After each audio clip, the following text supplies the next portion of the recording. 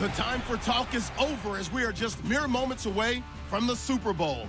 Two teams now have a chance to prove they are the best. It's the Patriots going up against the Falcons. So the time has come.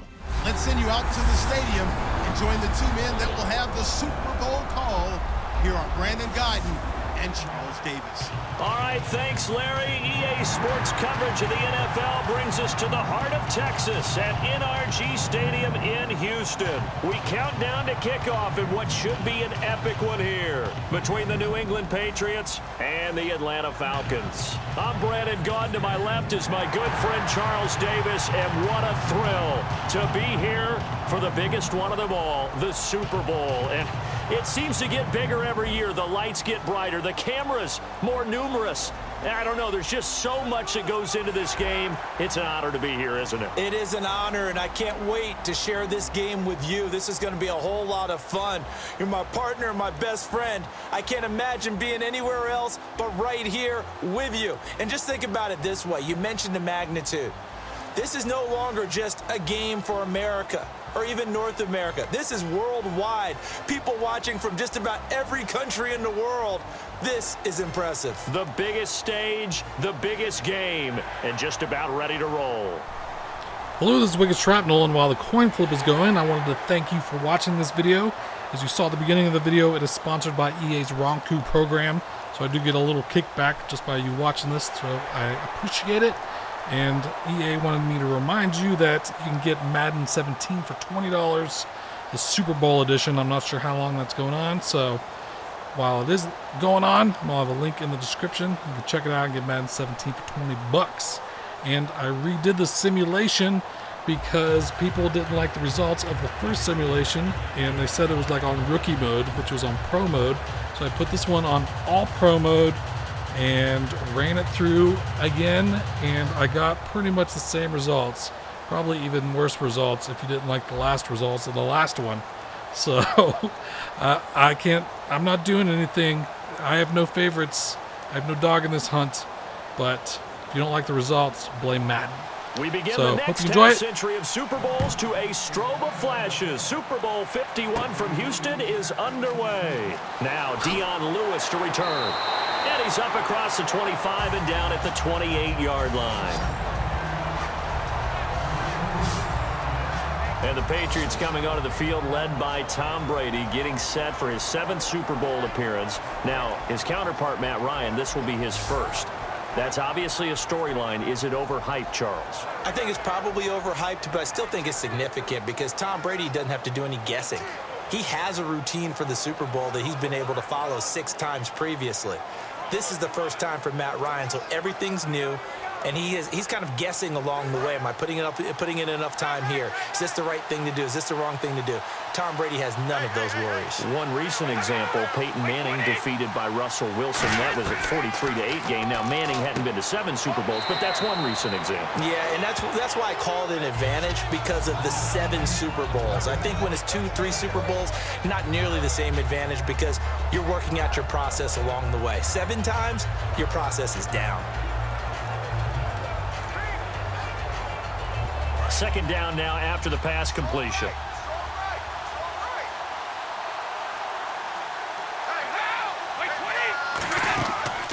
Now a first carry for LeGarrette Blount. And he'll lose yardage. Brought down at the 32.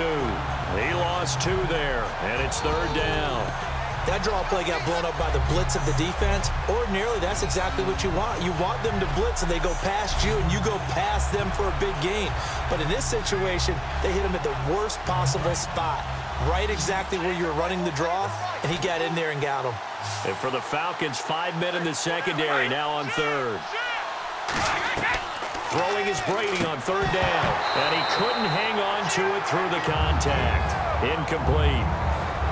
Well, partner, the hit sure looks like a simple route, but I think the issue with it is a lot of time when you're making that play, you're actually working your way back inside towards traffic where the big guys are coming from inside out, whether it's defensive ends or linebackers. And a lot of the time, instead of securing the pass, your eyes might stray towards the middle and wonder where the big hit's going to come from.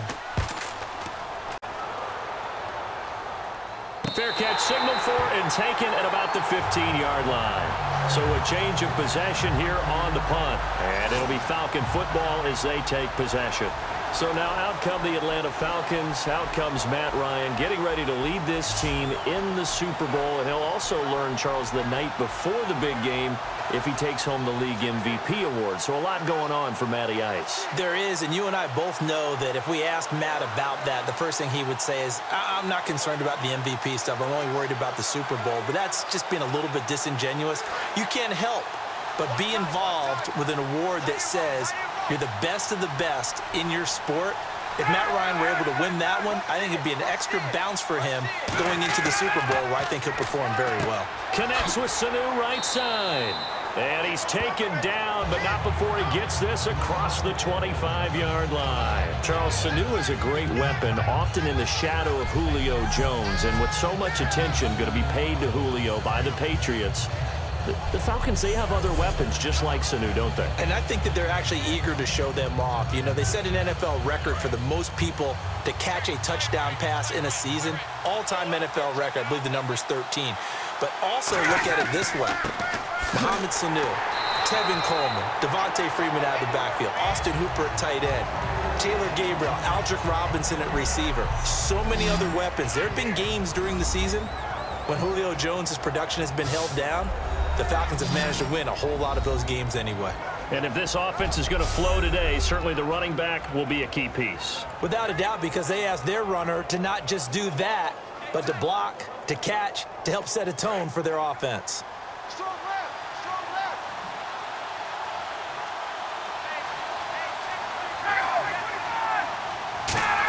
On second down, Freeman.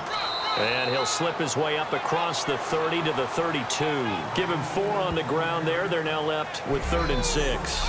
And you get a look at the defense. It was the top scoring defense in the entire NFL. They look pretty good against Pittsburgh. They've been playing in another Super Bowl. How do they do it? Because they don't have household names at every position. And that's a great point and a great question, because when you go out and talk to the average fan, name 10 guys, name 5 guys on the New England defense, they're often hard-pressed to do it. But picking up Kyle Van Noy mid-season and turning him into a cover guy and doing a nice job, and he punched one free in the AFC Championship game. And take a look at Alan Branch holding down the middle against the Pittsburgh run defense. They may not be household names, but they know how to coach them up, and they know how to plug them into the right places. That's right. If it's a game of chess, the Patriots always move the right pieces. We know it's not an easy job to go out and catch passes when people are trying to tackle you and knock the ball away.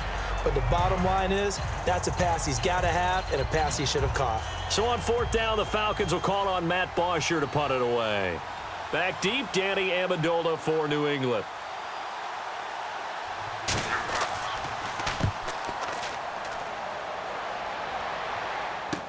This is taken at about the 14. A big kick that time, 52 yards. And the Patriots take over. And the Patriots getting ready to go again on offense. And, Charles, you and I get a stat pack before every game. At the top of this one for the Patriots, the first note was that they're on their way to their 9th Super Bowl appearance. That is something. Most of any team. And 8 of those since 2001. Would that be accurate? That because is accurate. The first one was Super Bowl 20. That didn't go very well against the Bears. But since that time, they've become the predominant team, going to Super Bowls and winning them. What a franchise.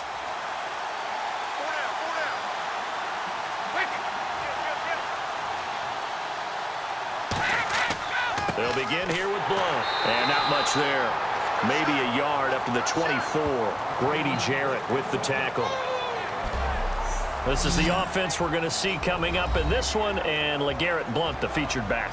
The big knock on him coming out of college was his lack of speed, but it's definitely not his lack of power. He runs right through opposing tacklers and sets things up big for his offense. 2nd down following the run.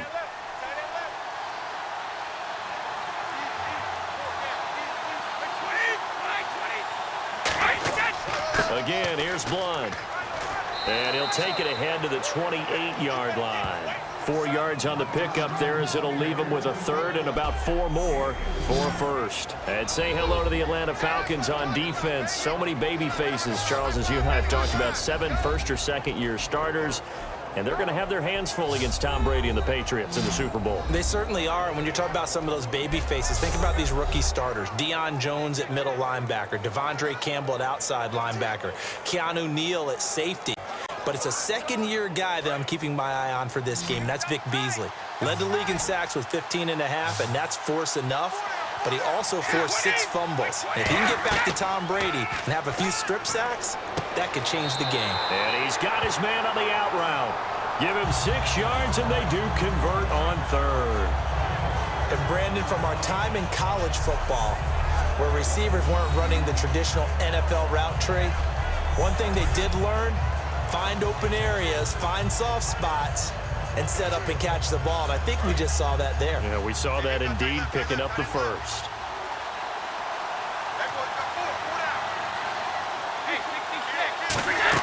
They'll run it now out of the gun. And he'll be taken down, but not before he gets into enemy territory. 17 yards on the pickup there, and the drive will continue. How many times do we say in this game that speed kills, and it does it in so many different ways? In this case, you got a back who's quick and shifty, can make moves, make people miss, but also gets to and through a hole before it can close down. That's some of the benefits of that speed, not just outrunning people in the secondary. That led to a really nice game. Blunt's the lone running back. They go play action here on first down. And his throw's going to be incomplete. He was looking for Julian Edelman that time. That'll bring up second down.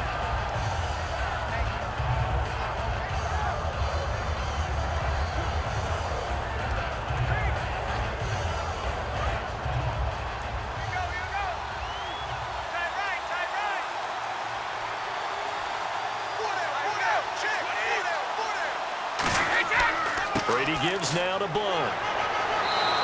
It's a gain of about 3, but it's going to leave him with third and still 7 yards to go. I do know from experience that when you slow down someone's running game, you're now doing the dictating on defense. And guess what? Now you're getting ready to tee off on their quarterback because they have to throw it all the time. But you still have to be alert for the draws and other plays of that nature to make sure you don't get hurt. So 3rd and 7 and an extra defensive back on the field here. Definitely want to play coverage here. Now Brady. And he will find his man. That's Hogan, complete. And he gets it to the 34. Good enough for the first. And when you're playing a quarterback with some experience and some moxie, you enter the danger zone when you decide to blitz him, because if he's able to diagnose as he did on that play, he can hurt you downfield. He reads defenses so well, doesn't he? He really does, and the best part about that play for him, I don't think that was his primary target. I don't think so either. I think he had the read, figured out where the blitz was coming from, and went to a secondary target for a really nice game. Now Brady. It's caught outright, Amendola. And inside the 20 before he's brought down. It's a gain of 14 there.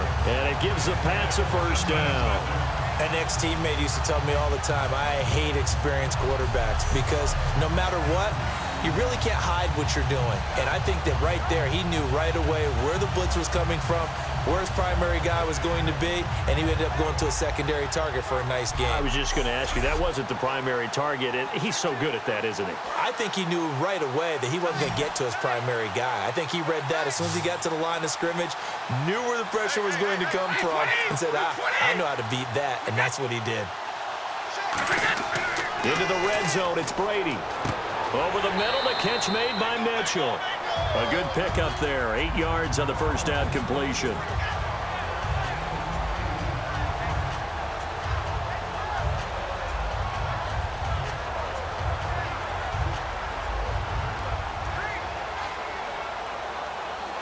So this brings up a 2nd and 2. It's a 5-receiver set, 3 to the left, 2 to the right. Again, they'll throw with Brady. And, he took that in one-handed. What a grab. 9 yards on the play there, and it sets him up 1st and goal. What a catch, and one-handed, and I'm starting to lose my awe about the play, and maybe I shouldn't. How much of this is the player? How much of it is the glove? Well, those gloves, they do have a little grip to them, They don't get that they? little extra tackiness to them now, and I know the guys in the NFL, the competition committee, some other places, they're talking about examining those gloves to see if they're having too much of an effect on the game. No gain there, and it's going to set up 2nd and goal. So stuffed from the 2, now what? You know me pretty well. What do you think I want here? Play action? Definitely. Let him get outside and create, and if he has to run it, he has a little bit more space. And a really long drive here, and it goes on and on. They come out with 1 back and 3 tight ends. They'll go to Blunt, try and pound it in. And he is going to lose yardage here. They'll wind up losing 3. And now it's 3rd down. 2 straight shots on the ground. Now on 3rd, do you go to the air? I think the possibility exists, and if you're doing it, you're probably going play action since you ran it twice. But I often think that 2nd down is the time you go play action and throw the ball. I say commit to the run and think about it being 4-down territory. Now from back at the 5, this is 3rd and goal.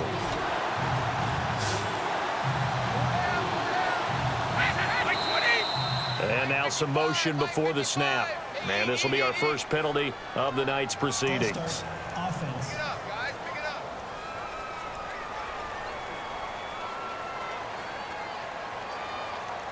Still 3rd down.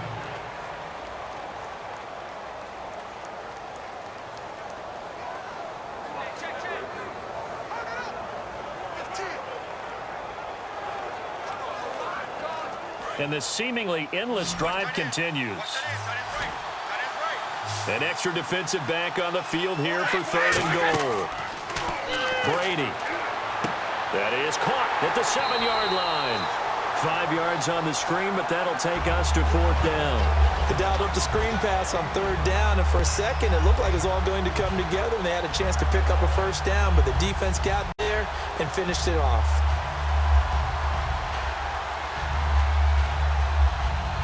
So now on 4th down, on comes Steven Gostkowski to try and get the patch 3. From the left hash, a chip shot here.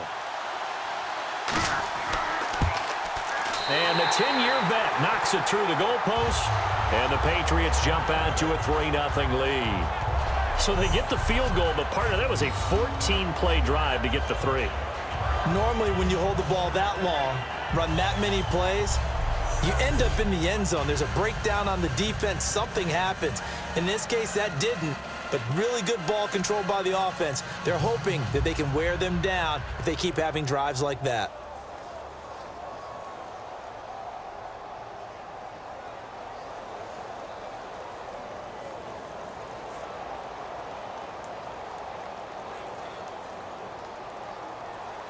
Gostkowski now converted for up to take the field. They're hoping to do what they did last time, force another punt. Last time it resulted in a field goal. We'll see if they can get another stop here, though. And the best defenses are in the business of preventing points and creating points. And that's exactly what these guys did on their last possession.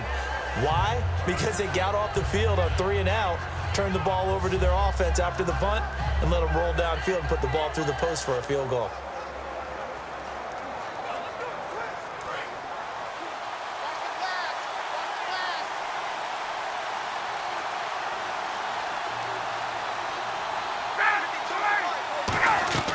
Throwing now, Ryan on 1st down. Getting it out left side to Sanu. A gain of 6 there on 1st. When you see zone defense and you know you've got a drag route on as your primary call, you got to be really careful as a passer about how far you let your guy go because he might wander into some tough coverage. So the offense readies for a 2nd and 4.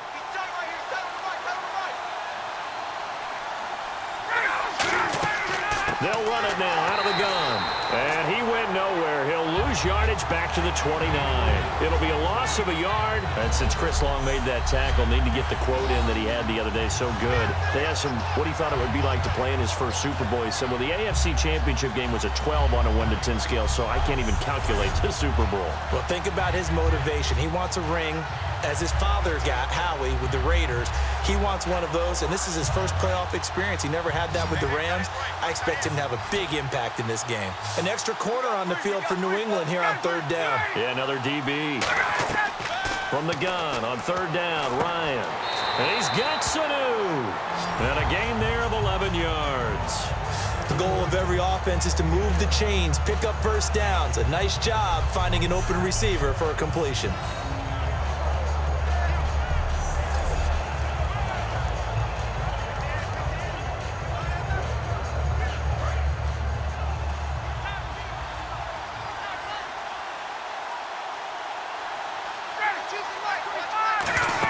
This is Freeman on 1st and 10. And he'll push this forward only to about the 42-yard line. 2 yards on the pickup there. It'll be 2nd and 8. That's a good play by the guys on the defensive side of the ball. Held him to a gain of 2. And that changes the playbook a little bit now for the guy calling plays. 2nd and 8. Now he's got to probably think about going to the air instead of maybe staying with the ground game. Freeman again. And able to work about 5 yards out of this as he's taken down up near the 47. The Super Bowl hero, Malcolm Butler, makes a stop. And there's a run to be happy with. Good, solid yardage. You'll take that anytime you hand the ball to a back.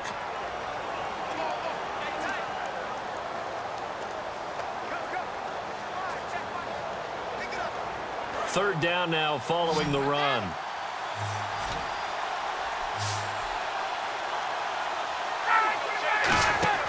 Off the play fake to Freeman. It's Ryan. Sanu with a grab over the middle. Really nice pickup of 14 yards, and it moves the sticks.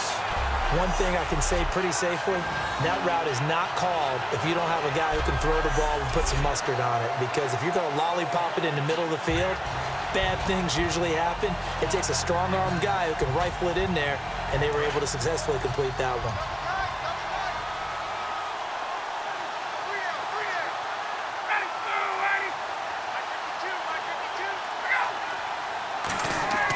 Ryan on the handoff. It's Freeman.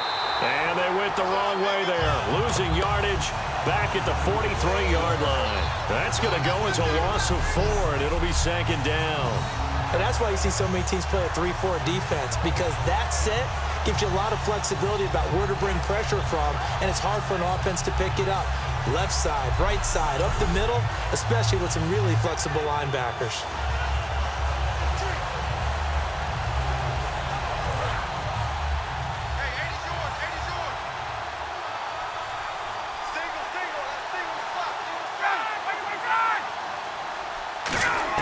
On 2nd down, Ryan. Middle of the field, it's Robinson. And a pretty little juke move there on a nice gain. 11 yards on the pickup, and that'll bring up a 3rd down. It's a nice completion, a little bit of run after catch as well to create the yardage that they got. But it is so tough to cover that route, the drag route, because they run it at varying speeds. Because the key is to create hesitancy on the defender's part. Always so empathetic for those DBs, aren't you?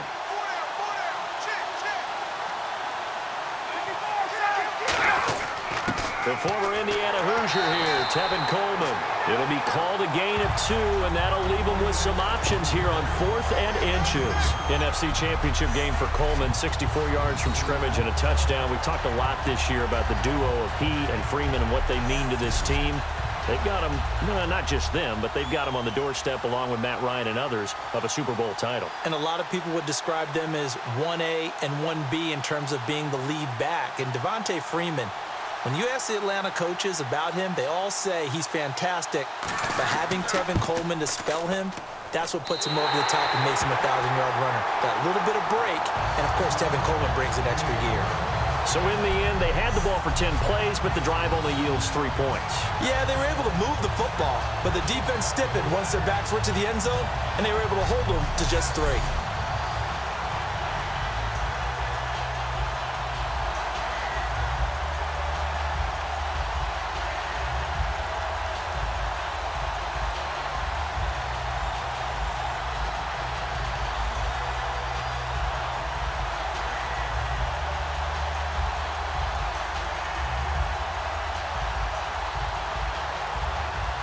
So we're right back where we started, all even as the kick's away.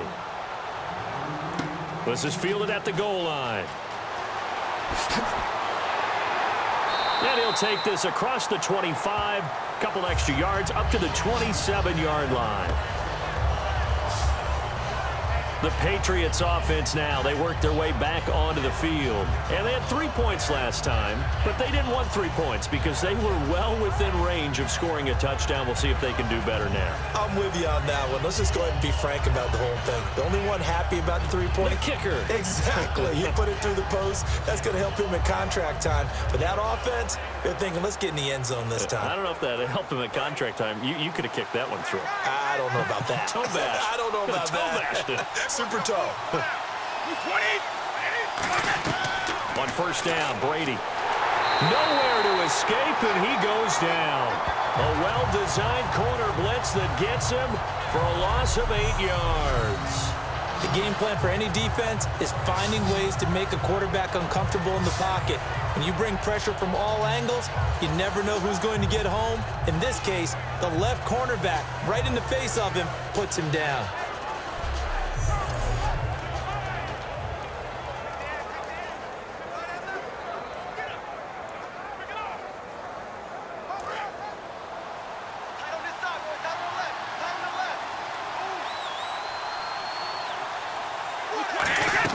They fake the handoff. Now Brady. And now a fumble. Brady loses the football. And they're going to get the football just outside the 10 at the 11-yard line.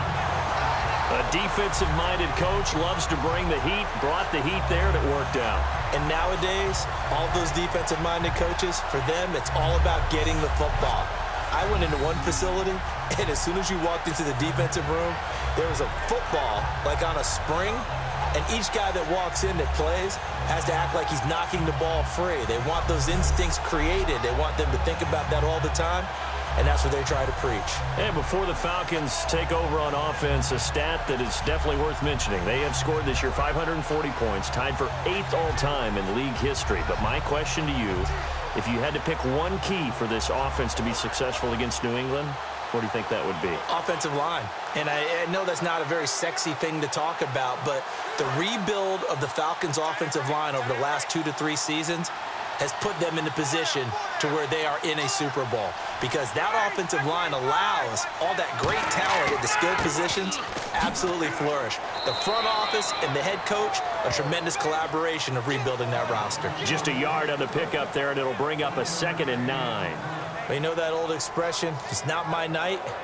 It hasn't been his so far. I don't know if the legs are a little bit heavy. Sometimes having to hang out all day and play doesn't exactly play to your advantage, but it's been a tough go for him. Yeah, every time he looks up, somebody's there defensively. That was the same case on that play. Now Ryan on 2nd down. This will be caught at about the 6. That catch good for 5. It's 3rd down.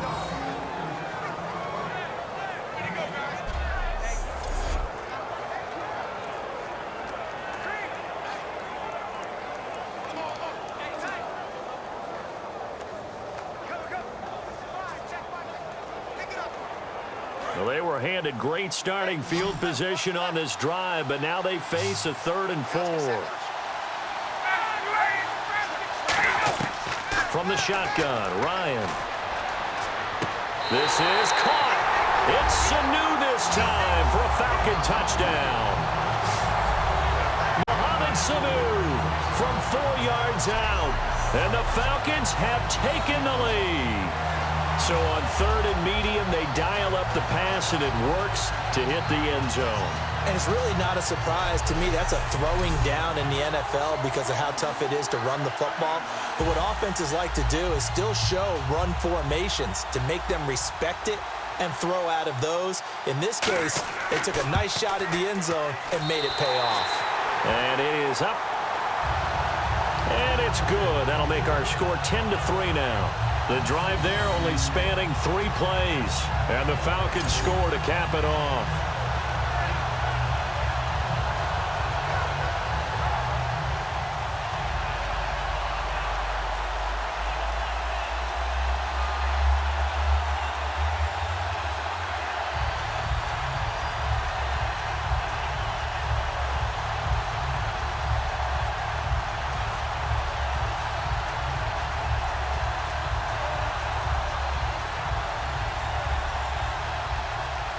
Now after the touchdown, it's Bosher to kick it away. This fielded at the 2. Oh, look at that. Oh, look at him turn. And he'll make it across the 20 as his guys will set up shop at the 23-yard line. The Falcons defense gearing up as they take the field. And they forced that fumble the last time. And when it happens on a previous drive, you kind of get thirsty for it to happen again. No doubt about it, because the person who created the turnover or the takeaway, he's getting the gold star. He's going to be the one we look at in film session and go, way to go. Everybody wants that praise from the coach. That means the next time out, that you want it to be you. Do they still hand out gold stars? You know, amazingly enough, it's the simple things in life that motivate these guys. A sticker, just a little gold sticker. A little helmet sticker in college. Yeah. Put it on your fridge. NFL, put a little gold sticker on their scouting sheet. Things like that. They love that stuff. Makes them feel good. A gain of 3, second down. We always like to talk about defense in terms of levels. First level defensive line, second level linebackers, third level defensive backs. On that run, that was what we call a first level run, and it was stopped by a second level player.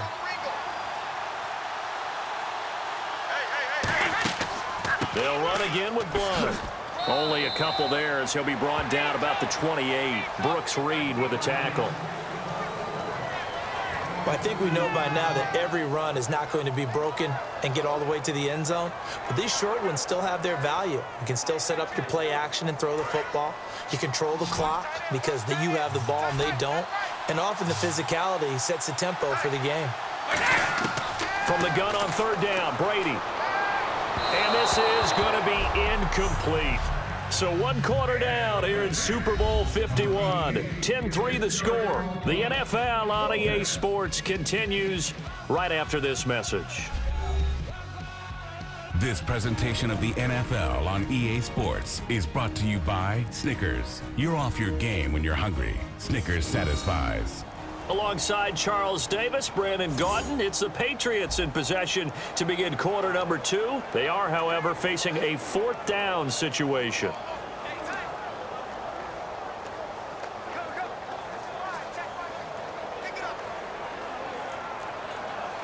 Here's Ryan Allen now. On for his second punt. He'd take a repeat of his first.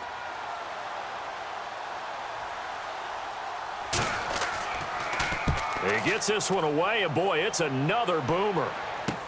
This will be fielded at the 17. A good return there, 17 yards. And out will come the offense as they take over. Atlanta now coming out on the field. And they will simply, Charles, be looking to duplicate what they did last drive when they were able to push it in for 6. And they hope it'll be that easy, right? To be able to take exactly what happened before, replicate it. They may have to make a few additional changes along the way because I'm sure the defense will make some adjustments, but they've got to have great confidence having scored the last time out.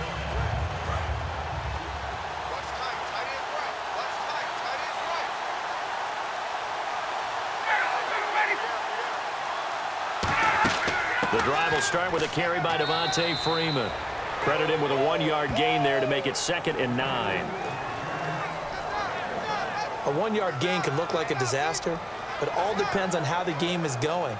Is it a series of 1-yard gains running the ball? If that's the case, you might have to start thinking about throwing it a little bit more. But if it's just the occasional 1-yard run, hey, congratulations to the defense. They won that one. Come back and get them the next time.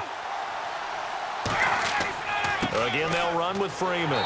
And he is going to lose yardage here. So he loses 3 yards there. Now 3rd down. One of the things that's really difficult for an offense is often identifying how to block a 3-4 defense. Well, when they're coming on a blitz, even more difficult. They're elusive targets and hard to hit.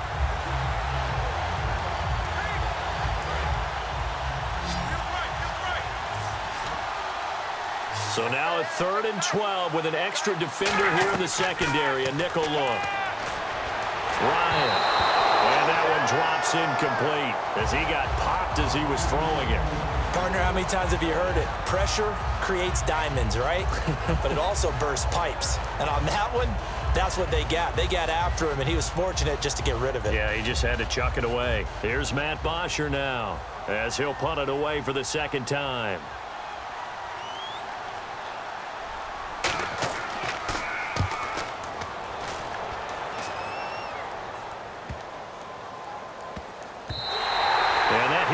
6 and carries into the end zone for a touchback.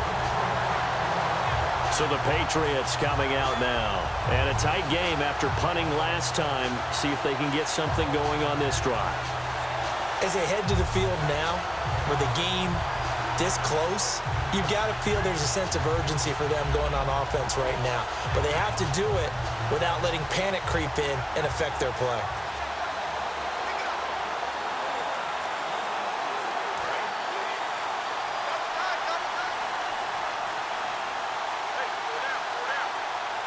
Blunt, the lone running back. He'll get it running right.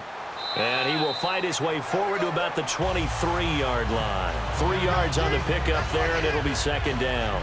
Well, they held him to a short gain on that one, and it almost felt like on that first run, they were trying to just throw the jab at him. So how do you stop a jab?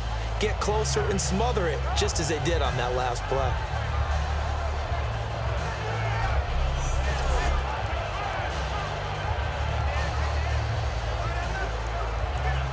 Here we go with 2nd and 7.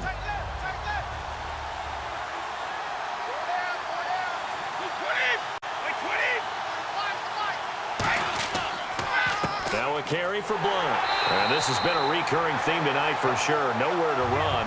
Back to the line of scrimmage, that's all. No gain on that one, and it's going to bring up a 3rd down. Boy, that's a lot of sirloin steak to be taken down for no gain, partner. Are you trying to suggest that he is a huge man? He is not just a big man, a huge man. Big boy. Well, how about the credit then for the defense to be able to chop that big tree and put him on the ground? I know back when you played, it took 4 of you to take a guy like that down, right? Well, that's for sure. And you know what else? I didn't want to challenge him at dinner either. 8 yards on the pickup there, and it moves the sticks. The former 7th-round pick, Julian Edelman, just continues to have such a productive career. And has made himself into a receiver. Remember, he was a college quarterback, and not just a productive one, a very good one. At Kent State, right? Yes, a great leader, a guy who could make plays with his feet and his arm. Got to the NFL and had to convert into being a receiver and was drafted that way. And that conversion, oh boy, it's been good. Now Blunt. And takes this one across the 35 to the 36, a gain of about 4. Not a run that you're going to write home about, but still a good first down run. That's what an offense calls staying on schedule. 3 to 4 yards on first down, you're set up very well for the rest of the drive. 6 yards to go here on 2nd down.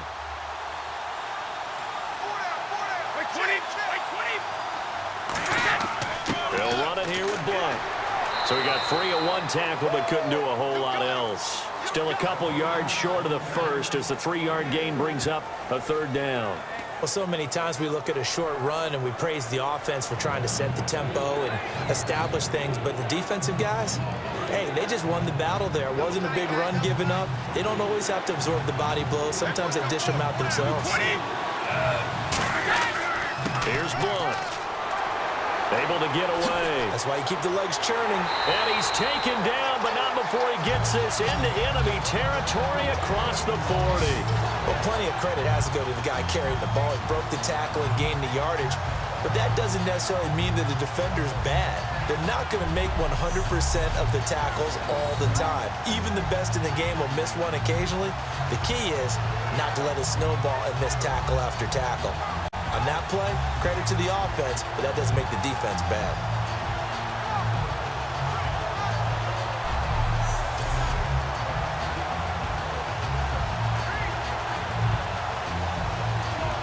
And now a first down following that long gain.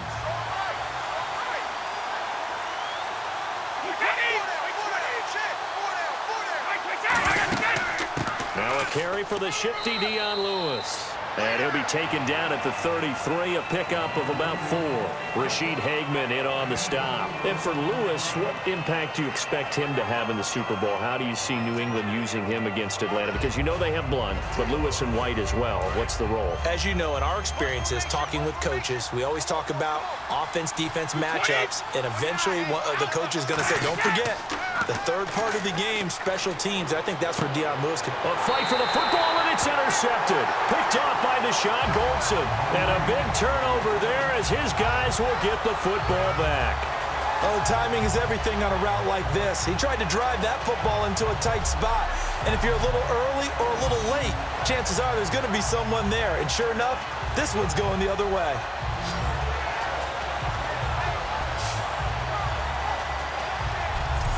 Atlanta now coming out on the field. And they're coming off a 3-and-out, my friend. I think they've got to look at that play sheet and go to a spot that they haven't gone before.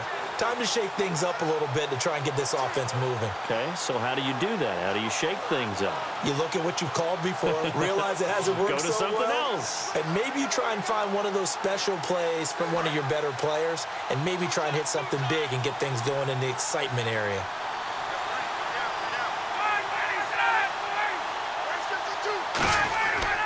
They'll run with Freeman here to begin the drive. And this has been a recurring theme tonight for sure. Nowhere to run. Back to the line of scrimmage, that's all. The evaluation process in today's NFL does not take into account as much bulk as it does speed. And that's what we're seeing with the linebacker position. Those guys that can run, they can play at any spot because they can make plays on the opposite side of the line of scrimmage.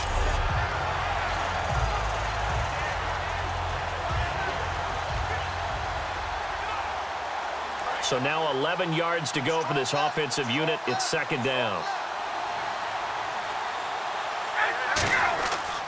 Now Ryan going to give it to Freeman. And he's going to take this up past the 10 to about the 11. 5 yards on the carry there, and it leaves him with third and about 6 yards to go.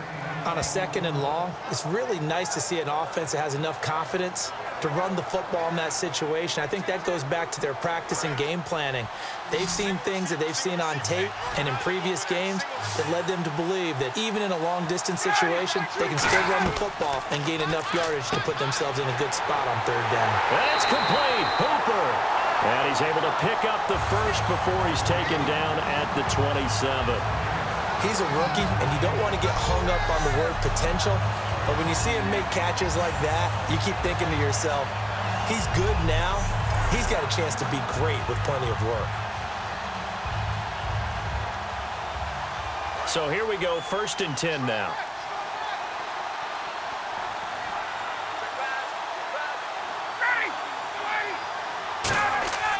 Now a handoff. It's Freeman.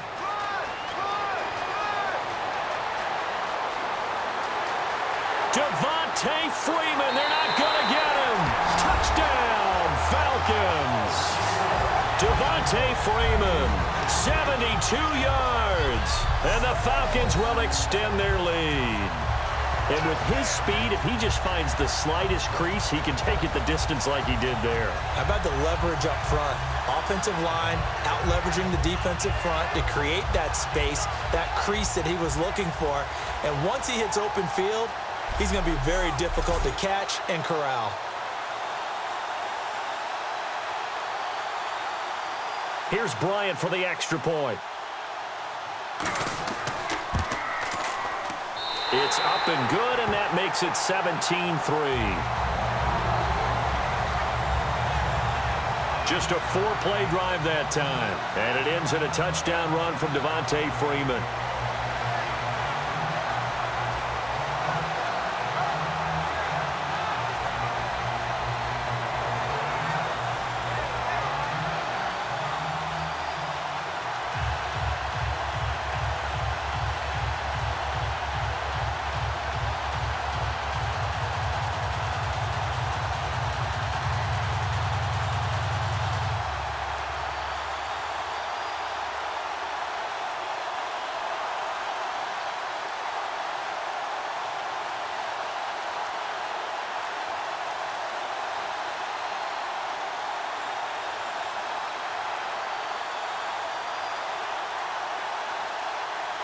Now after the touchdown, it's Bosher to kick it away. This is fielded at the goal line. Oh, nice move. And he'll take this across the 25, couple extra yards up to the 27-yard line. Out comes the New England offense to see what they can do this time. Looked like they had something going last drive. Then the interception happened. Will they recover? The memory they need to keep with them is that they did have something going. They were moving the ball on offense, had a nice sequence going. Don't worry about the other part. You can't get that back. Let's go back to what you were doing well before. I thought you were going to say they need to have no memory, but remember the good part, forget the bad. I like that even better.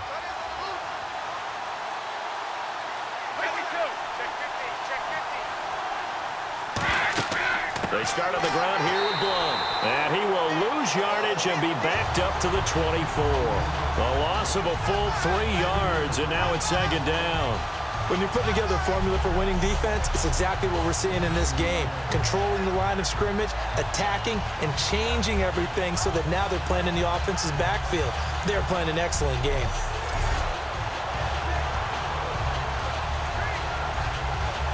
Defense in a good spot. Let's see how the offense responds with a 2nd and 13 now.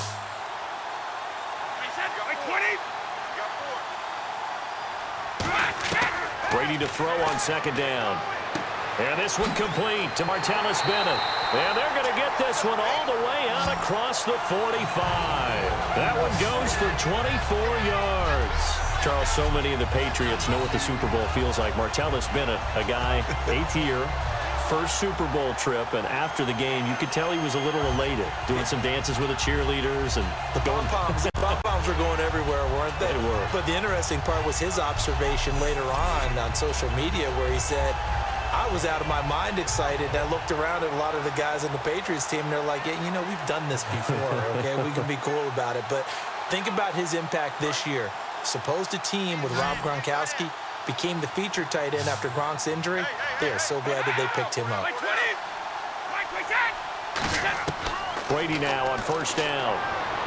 And that is incomplete. Julian Edelman, the intended receiver, and that'll bring up 2nd down. Brandon, one thing we run into in sports all the time is people discussing whether teams achieved all that they can achieve. And for the Atlanta Falcons in recent years, I think a lot of people thought they were underachievers. They erased that with this year's playoff run to the Super Bowl. Yeah, last year had the hot start to this season, petered out, and just when they've been able to get to the playoffs, haven't been able to get over that proverbial hump. I think they're over that hump. Yeah, I think in this recent run, and this is what I'm talking about maybe since about 2005 or so, they did have one NFC Championship game appearance against San Francisco, but many thought they should have won that one. Now they're on to the Super Bowl in 2017.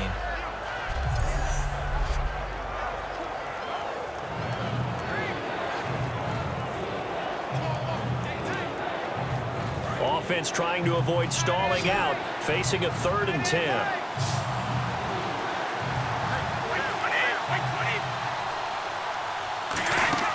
On play action, now Brady surveying the field. He's going to let this one go deep. And incomplete. He can't hang on. Would have been a nice catch. Instead, it brings up a 4th down. And when all else fails as a defender, when you're not there in the coverage, your best friend is exactly what we saw there. A big play shot taken by the offense. Unfortunately, it ended in a big drop.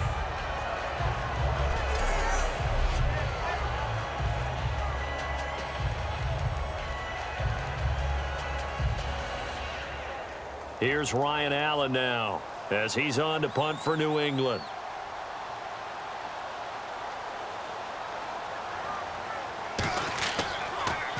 And the kick's away as he angles this one for the sideline. And it's out of bounds. Now we'll see what the side judge says. He says out at the 8-yard line.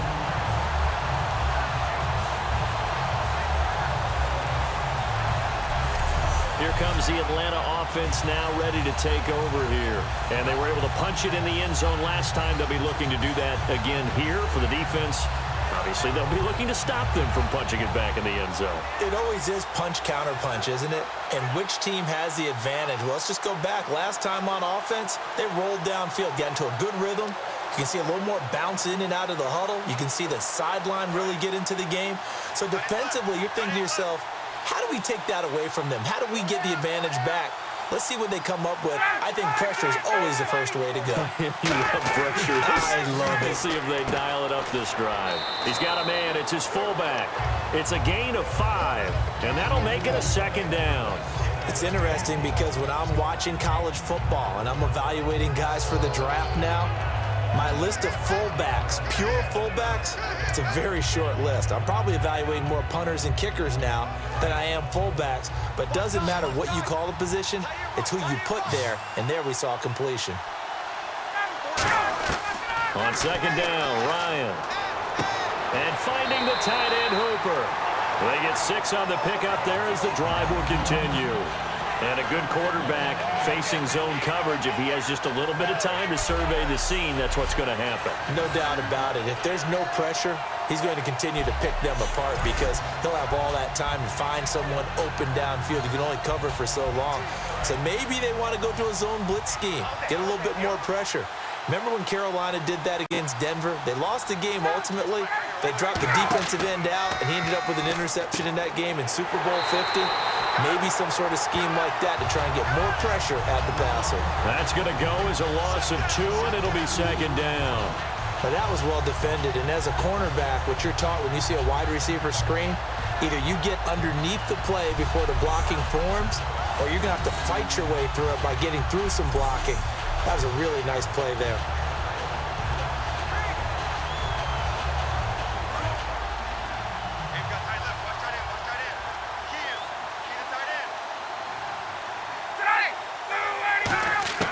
Ryan leads with Freeman on the draw. And he'll take this one up to about the 23. So they get half of what they needed. It'll be 3rd and 6 upcoming. But you got to give kudos to your offensive line and the guy carrying the ball because they were in a 2nd and long situation. It seemed pretty dire, but they brought it back to 3rd and manageable with that run. And this defense looks for one more stop here on 3rd after the run. On 3rd down, Ryan. And that is incomplete. He was trying to hit Taylor Gabriel that time. And now it's 4th down.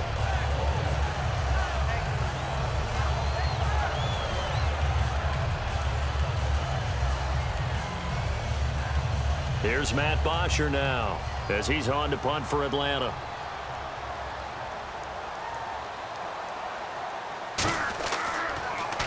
He's been a busy man here in this first half as he gets it away. Great coverage there, holds him to a 2-yard return following a 50-yard punt. And the offense will come back onto the field for the 1st and 10. Out comes the New England offense to see what they can do this time. And with this deficit, you can't have too many more drives like the last drive where you had to punt it away. You know what I would tell my offense right here? The punter doesn't exist, guys.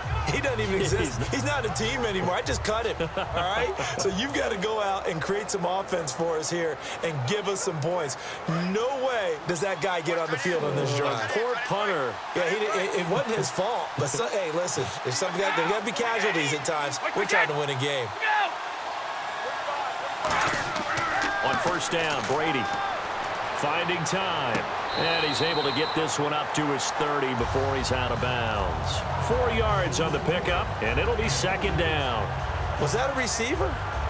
Yeah, actually it was. There's a running back who was a receiver on the play.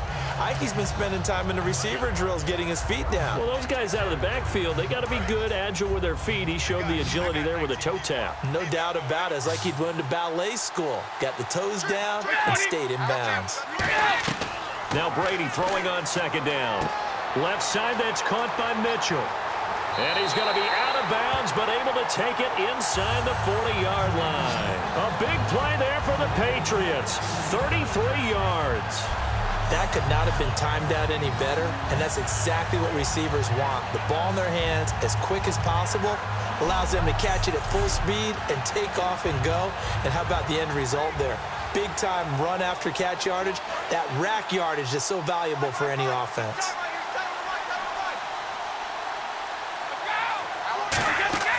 They'll run it now out of the gun. He showed off the athletic juke, but it didn't buy him a whole lot of real estate. 5 yards is the tally on 1st down. That brings up 2nd and 5. And that's exactly what you want on a 1st down run. Pick up 5 yards, bring up 2nd and 5. The defensive line, though, they've got to figure out a way to out-leverage the guys up front because the offensive line is winning at the point of attack. They'll give it to him right up the gut. And they'll get this one down to about the 20-yard line. 12 yards there as they move the chains. All right, it's football 101 to know that the quarterback controls just about everything on offense, but a lot of times what gets missed is that the center controls line play. He has to communicate to the guards and the tackles what type of front they're facing, how they're going to block it, and what adjustments need to be made sometimes on the fly as a defense will shift. Give the center a lot of credit because for the most part, he's got big defensive linemen over his face all game long. He's got to try and block and protect his quarterback and create space for his runner. In this case, he did a really nice job of communicating and executing.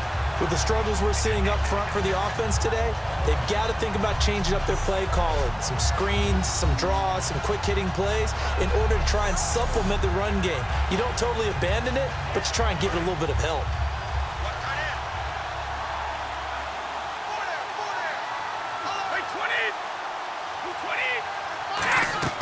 Now they'll throw with Brady. Over the middle, that's caught by Hogan. It's a pickup of 12, and that'll set up a third down. Well, we know Brady relies so much on Julian Edelman, about 10 targets per game this year. But Chris Hogan obviously came to life against the Steelers. Well, he did before that, but he can have an impact, too, in this Super Bowl. He certainly can, and that's the beauty of Tom Brady playing quarterback. If you find your way open, he will find you. So I think Chris Hogan could have an impact on the game. Martellus Bennett at tight end could have an impact. Danny Amendola from the slot position could have an impact. And, of course, throwing to the backs, James White and Deion Lewis. So, Tom Brady, if you're open, he will definitely find you. Still third down.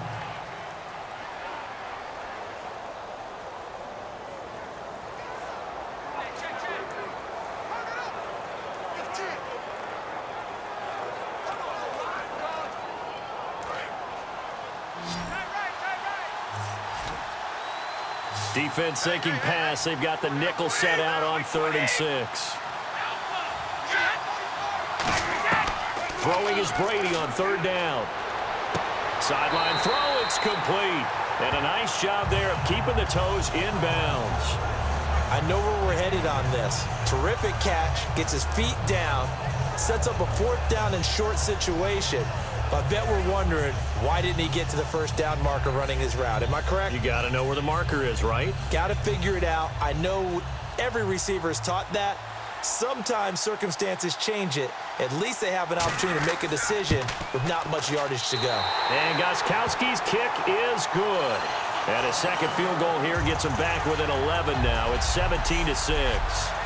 So it goes down as an 8-play drive, and they cap it with the field goal. Yeah, they were able to pick up a few first downs along the way, but they couldn't keep the momentum going all the way into the end zone.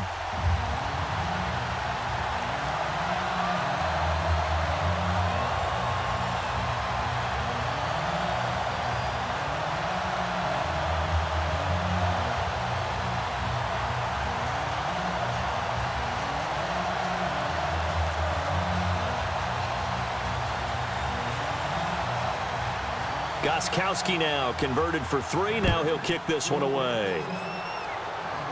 This is taken at the 3. And he'll take this up past the 20 and down at the 22-yard line. Now the Falcons offense gets ready to head back onto the field. And on the last go-around, they really couldn't get anything going. They had to punt from deep inside their own territory, which means they're going to lose the field position battle as a general rule. What they're looking for now is a little more consistency, move the ball at least a few times on offense, get a couple of first downs, and hopefully flip the field. Yeah, just something to build off of. That's what they're looking for here.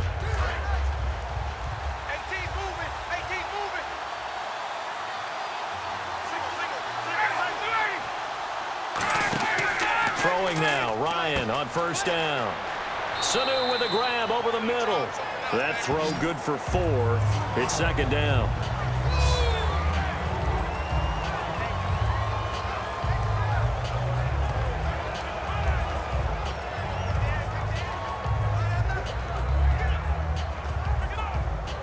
Second down to the offense in search of 6 yards.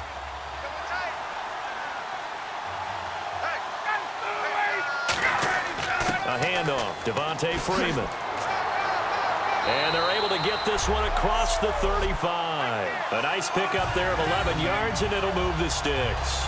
Really good, skillful, tough running throughout this contest. Picked up first down after first down. He's got to have a nickname, doesn't he? How about the human first down machine? I think that fits.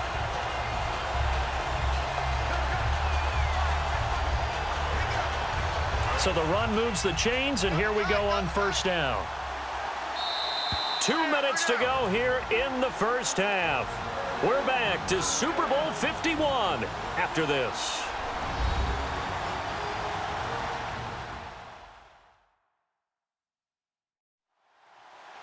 A reminder, coming up at the intermission, we'll get highlights of this Super Bowl from Larry Ridley and the crew in Orlando with our EA Sports halftime report.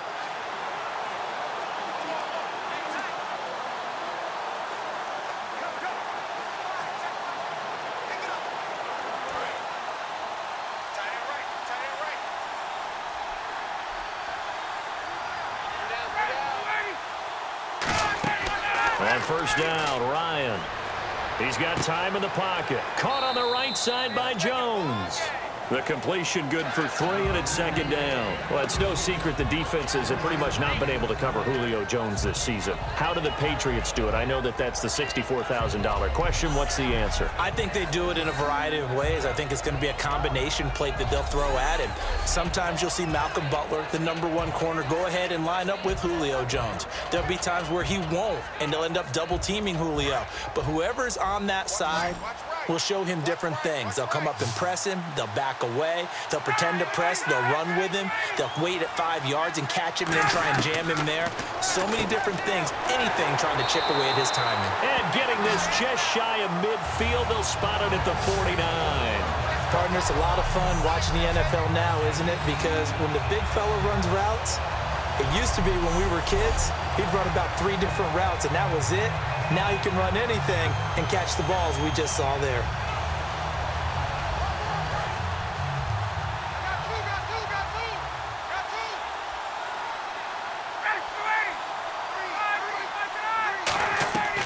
On first and 10, it's Ryan. And oh, look at that, a diving catch.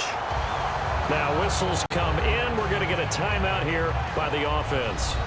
It's just their first, so they'll have 2 remaining here before we get to halftime. So we're back in the offense getting set following the call of that timeout.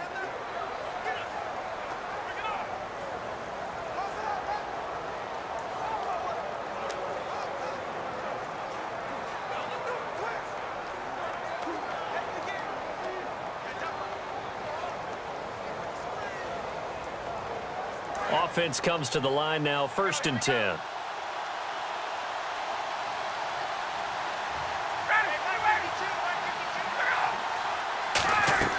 They'll throw on first down with Ryan. Connects with Sanu right side. Now hold everything here. We're going to get a timeout by the offense. So that means they're down to 1 remaining here as we head toward halftime.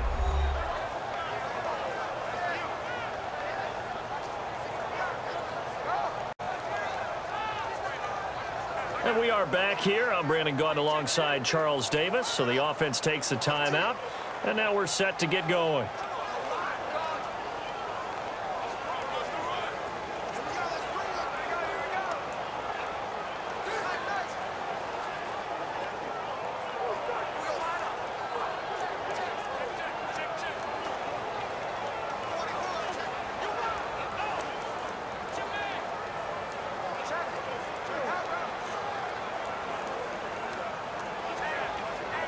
And here comes play number 6 on this drive.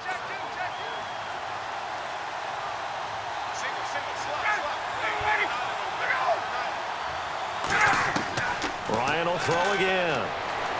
He's going to find his running back. It's complete. And inside the 20 before he's brought down. Give him 11 yards that time and a new set of downs. And defensively, they were in zone coverage there. Do you have to be a little careful? You're losing playing against a good quarterback like he is to not play too much zone?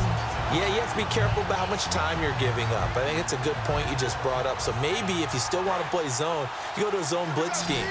and you can drop anyone out of your defensive front. Defensive end, defensive tackle. It doesn't matter. You just exchange someone to bring more pressure towards the quarterback and still try and cover downfield. This will be caught just inside the 10. Now whistles come in. We're going to get a timeout here by the offense. And with halftime on the horizon, they'll be out of timeouts from here forward.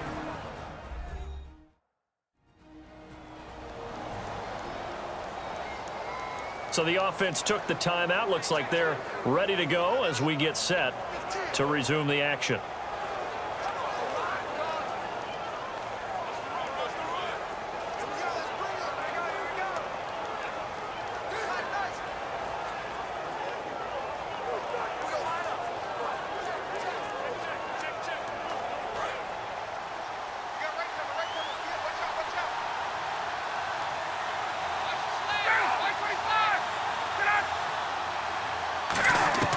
Throwing again, Ryan. His pass caught at the 4. And he is into the end zone for a Falcon touchdown. Austin Hooper as the first half is winding down. And the Falcons will add on to their lead. I heard a coach talk about those late-in-the-half scores, especially ones that give your team a pretty decent cushion. He said those could be the ones that can finish off a squad if you let them. Yeah, they've got the cushion. This half has been theirs. Bryant now to tack on the extra point. And the lead is up to 18 now.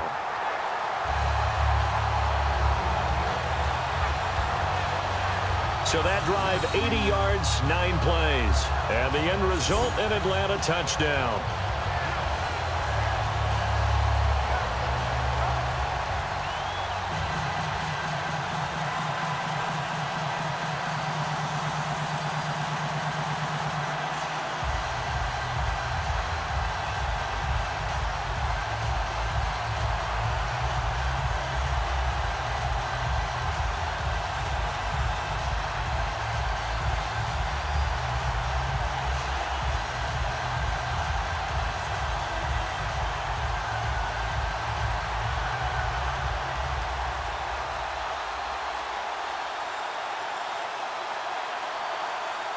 Now after the touchdown, it's Bosher to kick it away. This is taken at his 4. And he'll take this across the 25, couple extra yards up to the 27-yard line.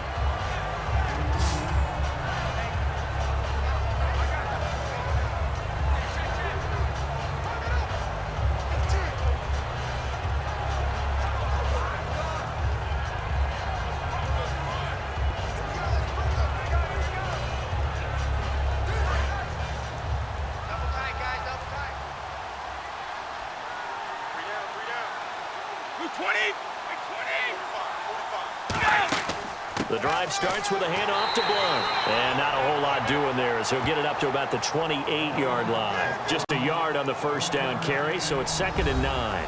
So as the set designers rush out here to get us ready for the spectacle to come at intermission, these two teams will head to the locker room in Super Bowl 51 from Houston. As we send you over to our headquarters in Orlando, where we check in with Larry Ridley for our EA Sports Halftime Report. So here we go. Let's take a look at some of the highlights from the first half.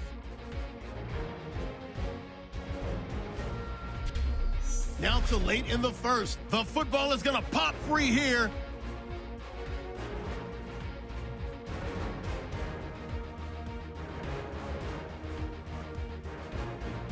Following the forced fumble, the pass will be completed on the slant, and after the short pass, he'll score. That takes the lead up to 7.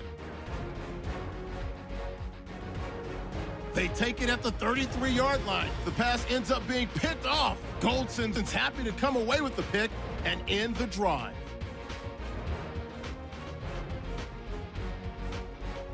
Offense on the field now after the pick. Freeman's going to head outside to the right. He gone as he sprints to the end zone. The lead now at 14. Falcons have it at the 7. Hooper is going to make the catch near the sidelines. And he'd cap off the 10-play drive with a TD. Falcons go up by 18. All right, Larry, indeed a one-sided affair to this point. as we get set for half two.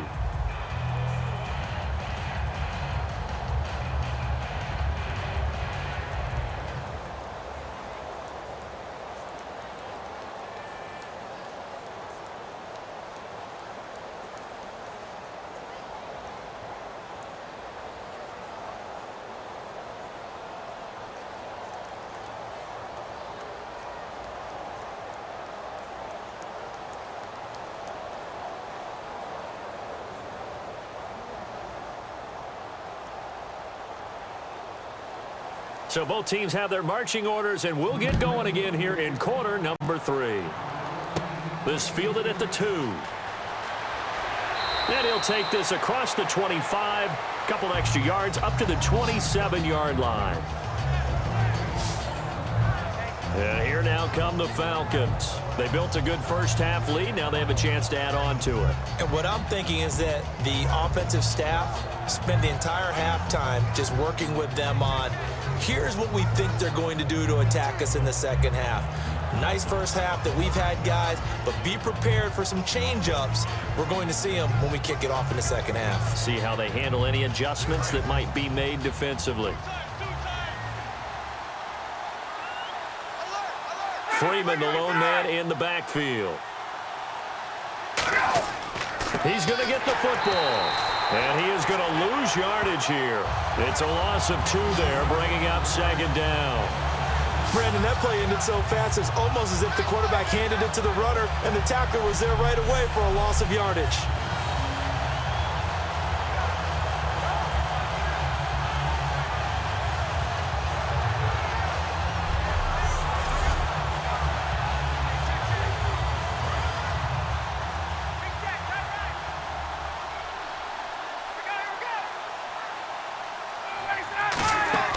Another carry for the workhorse tonight, Freeman. Maybe a gain of a yard that time, but yeah, from the spot, actually no gain. So 3rd and long. Well, he didn't make headway on that one, but he's had plenty of carries all night long. I just wonder if maybe he's a little bit tired from toting the rock that much.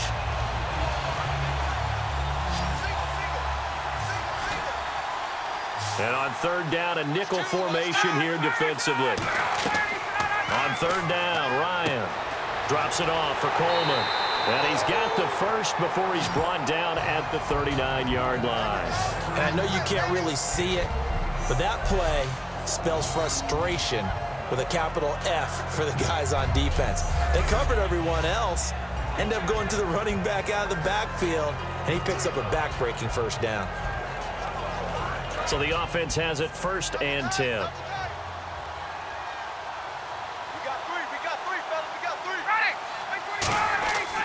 They run, Devontae Freeman. And that play went nowhere. Losing yardage. It'll be back at the 36. A loss of a full 3 yards, and now it's 2nd down. And there it was right in front of us. Today's NFL, these guys nowadays, they don't just eat up space. They try and get upfield and make plays in the backfield.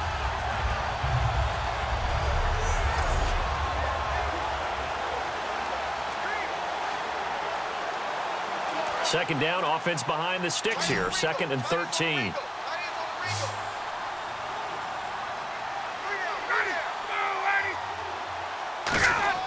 On 2nd down, Ryan. And he's got his favorite target yet again. It's complete. 6 yards is the pickup, and that'll lead to a 3rd down.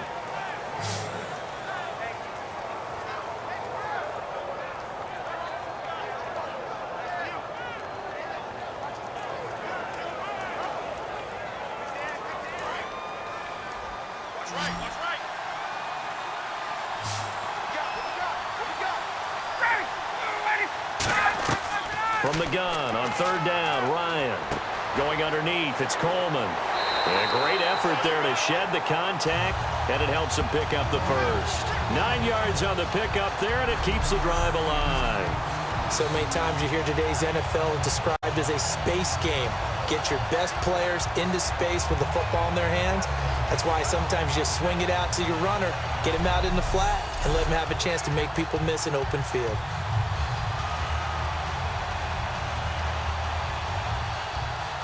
And here comes play number 6 on this drive.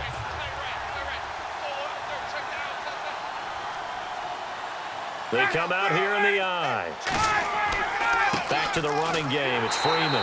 And he's going to be stopped up at about the 47-yard line. Give him 3 on first down. It'll set up a 2nd and 7. Partner, we know today's NFL is really built around the guy throwing the football. But these short runs, they still pay dividends because they can take their toll on a defense and they can add up as the game goes along. You control the clock, you control the ball, and that way you often control the game. On 2nd down, here's Ryan. Wide open receiver complete. They call it a gain of 19, and it moves the chains.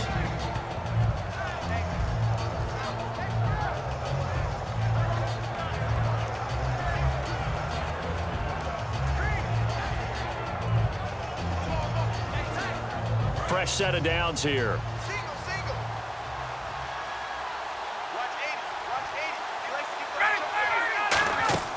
Throwing now, Ryan on first down. And this is Gabriel on the catch. Give him 9 there on the first down completion.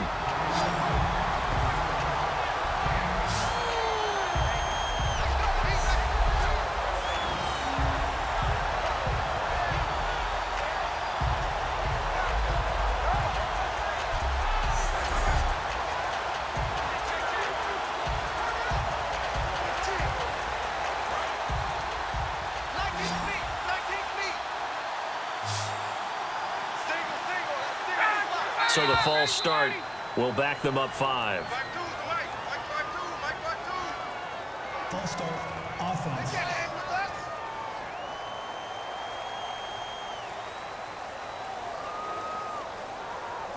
Still 2nd down.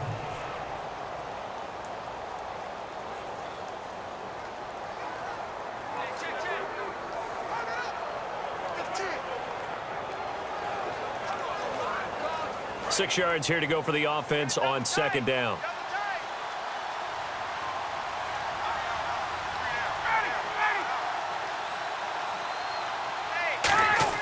After the penalty, here's Freeman. Call it a gain of 5 there on the run, but they'll remain a yard or 2 short here with 3rd down coming up. Well, that last run makes this a 100-yard night. I've loved the way he's hit the holes. He's been quick, he's been decisive, and he's been a whole lot of fun to watch.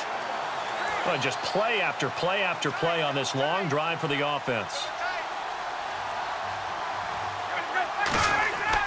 On 3rd down, Devontae Freeman. And he will have the first down before he's tackled at the 12. It's an 8-yard pickup and leads to a new set of downs. I don't know about you, but that almost felt like old-time football there. 3rd and 2 is not necessarily just a running down anymore. A lot of times they want to throw the ball. They went back to the roots and powered forward and got the first down. And now for the offense, this is play number 11 here on this drive.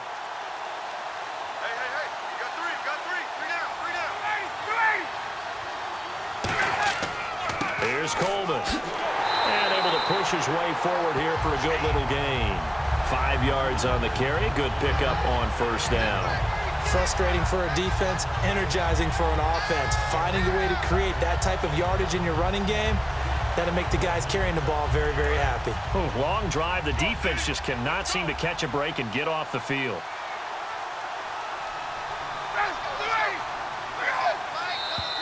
Now flags come flying in. One of the Falcons moved early. False start, offense.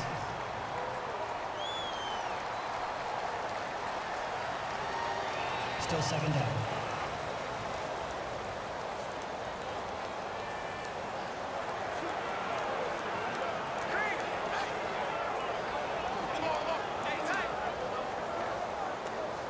And on 2nd and 10 now.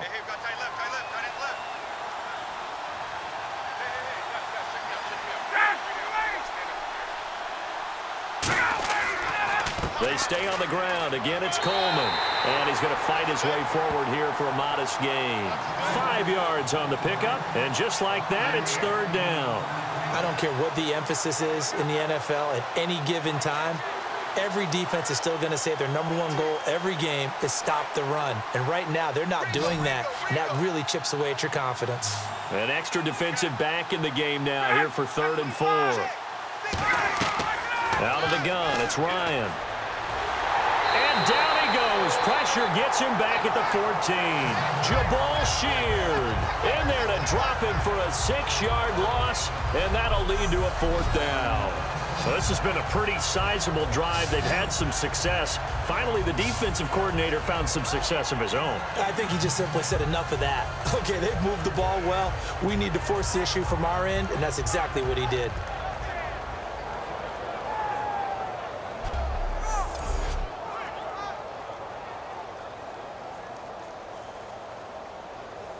And for the second time tonight, this field goal unit comes out here.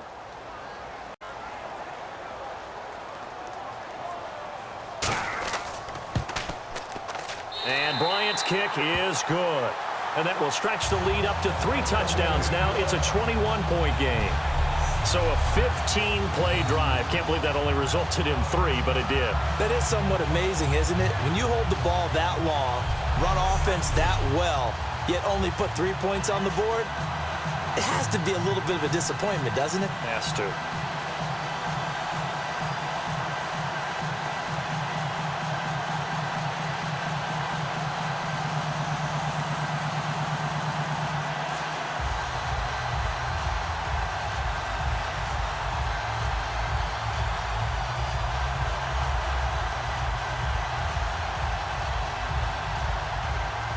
Here's Bosher to kick it away.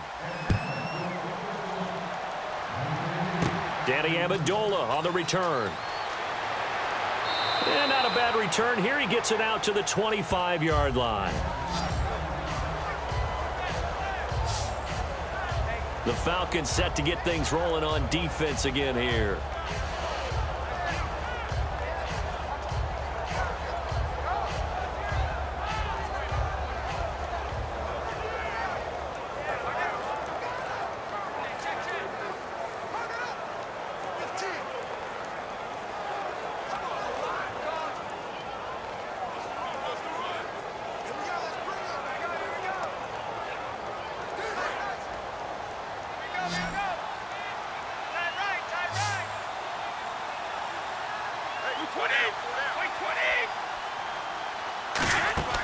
They'll run it now out of the gun. And he'll fight forward to about the 27-yard line. Give him a couple on the carry there. 2nd and 8. Not a big run on the first play of the drive, but that doesn't necessarily mean it was a bad play. Sometimes you're just trying to settle in, get your guys a little bit of contact, and get things moving.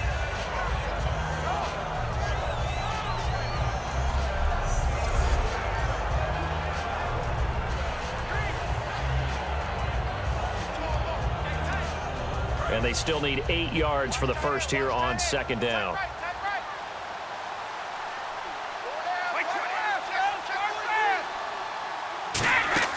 On play action, now Brady. Over the middle, the catch made by Mitchell. And they get him down, but not before he takes it across the 40-yard line. One of the selling points of the end route is it gives the quarterback a really nice sight line to his receiver and almost on a direct shot able to throw the ball into the middle of the field and have a great chance of success as they did on that play. And the offense lining up 1st and 10.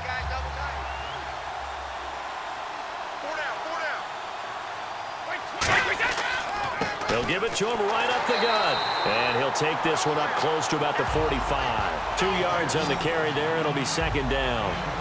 When the 4-3 defense is functioning really well, you know who stays what we call clean and no one gets to him?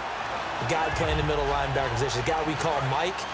That means the defensive front is eating up all the blocks and just let him go to the football and make a play. Blunt, the lone running back. Brady going to throw. It's a short one here, complete to his tight end. Only 3 yards on the catch. It's 3rd down. How about the timing on that one? Boy, they were in sync, weren't they? 3-step drop, balls out of his hands, right to the tight end. Nice completion, just like they do it in practice.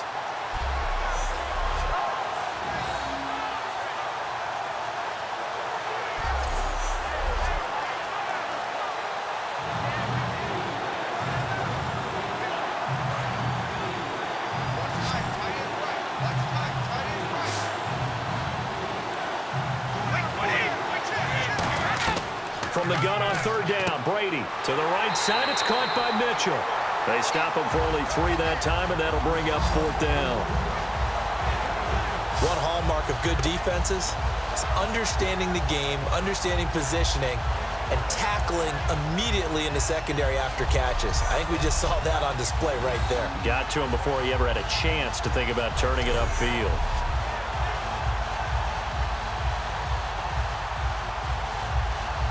Here's Ryan Allen now. He's been one of their few bright spots so far.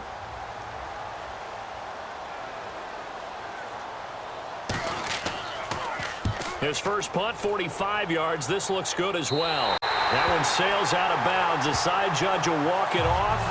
And he says it went out of bounds at the 9-yard line. Nice punt. And back onto the field now comes Devontae Freeman. And we have seen a decline in the numbers. Where does the fault lie? Just him? Maybe the guys up front? Combination? Well, as you and I both know, it's almost always a collective deal. But in this case, I think maybe the offensive line got a little overconfident. They had blocked so well in the first half, picked up on what the defense was doing. I think we've seen an adjustment now that they have not picked up on, and now they're being a little bit overwhelmed. And not great starting field position here for the offense. Freeman, the lone man in the backfield. On first down, Ryan. Sanu with a grab over the middle. 5 yards on the catch there, brings up 2nd down. He decided to run a hitch route. It really helps to have a guy who can turn it loose. And, boy, he rifled one in there on that one. Not much run after catch, but it worked really well.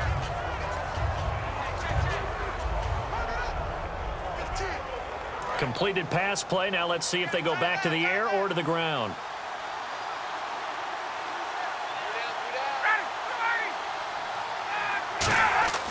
On 2nd down, Freeman.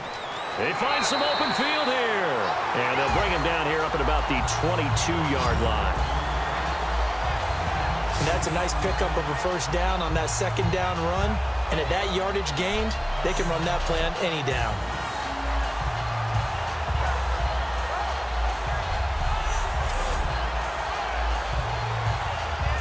First down and 10 now for the offensive group.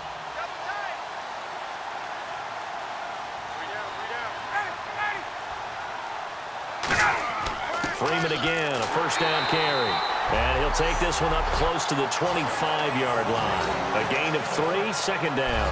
You know how we get focused at end of the half and into the game situations about how much time's on the board and, you know, what you need to do?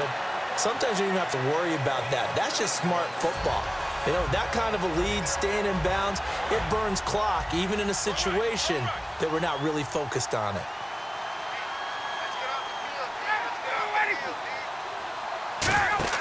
Ryan going to give to Freeman on the draw. Just a 1-yard pickup there, and it's going to make it 3rd down at 6. Well, praise has to go to the guys on the offensive line because they've had a very nice, productive day running the football. How about that poor defensive line? They've been knocked around the entire game, and while they slowed them down on that run, can they continue to do so? Because they haven't had much success throughout this ball game. On 3rd down, Ryan.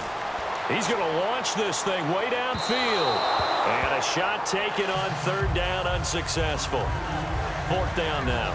Well, the numbers have been good in the passing game, and certainly a big reason why they have the lead. But now here, 3rd quarter, maybe go to the run game a little more? Yeah, perhaps. I mean, after that incompletion, a little credit to the defense for shutting them down on that play. Maybe you try and run the football a little bit more in this spot, but they have to feel good about how they've been throwing it overall.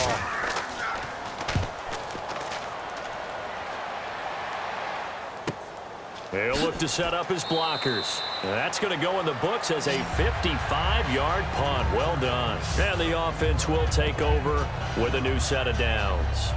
And now out come the Patriots. And down on the scoreboard, certainly needing to avoid what happened on the last drive, punting the football. Sense of urgency has to take over for them here. They know the score. They know the situation. And by the way, the punter no longer exists for their offense. That's how they have to treat this drive. They need points. Big time.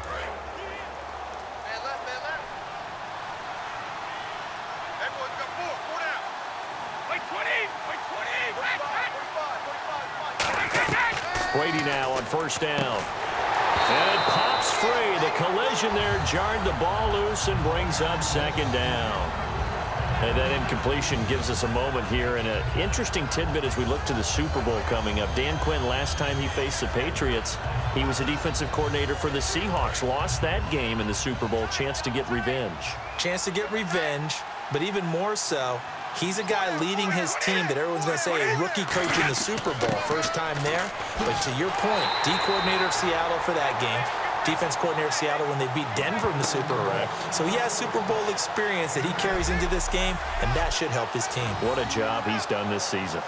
And that looked like some pretty easy yardage there right up the gut. And he's a guy that has some height to him. So when you don't have to drop a shoulder or create or get through contact or trash, makes it a lot easier to stay upright, see the field, and make a run as we just saw there. Brady looking to throw on 3rd and 2. And he'll have his man. That's Edelman. And he brings this up to the 46. Good enough for the first. That one good for 16, and the drive will continue. Throughout his career, Tom Brady has made a living with the quick pass, hasn't he? How about that one? A little slant inside. And I think his arm's gotten stronger throughout his career, too. Yeah. And you can just see one of many examples of why he's made more trips to the Super Bowl than any other quarterback. Footwork, intelligence, competitiveness. That's Tom Brady in a nutshell. Brady now on 1st down. And it's a short one here, complete to the tight end. A gain of 6 there on 1st. When you execute a drag or a crossing route really well and give them a chance to let it develop a little bit, you can gain some significant yardage hitting your tight end on that one. 4 yards remaining now on 2nd down.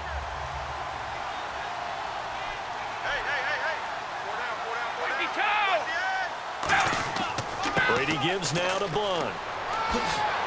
And this time he's able to take it down to the 42. And 5 yards on the play there as the drive will continue.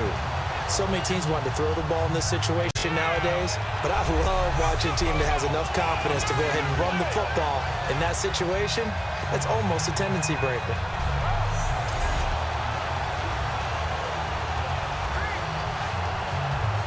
So the run gets them the first, and now they operate with a fresh set of downs.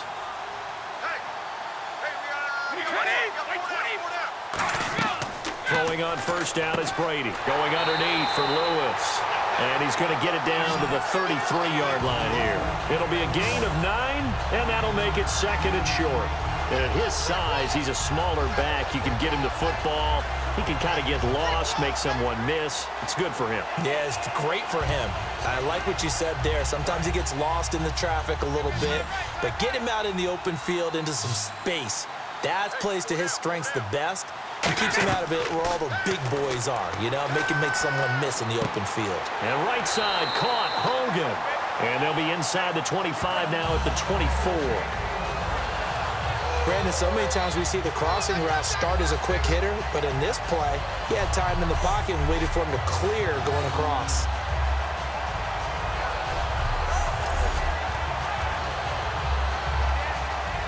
Offense walks to the line for play number 7 of the drive.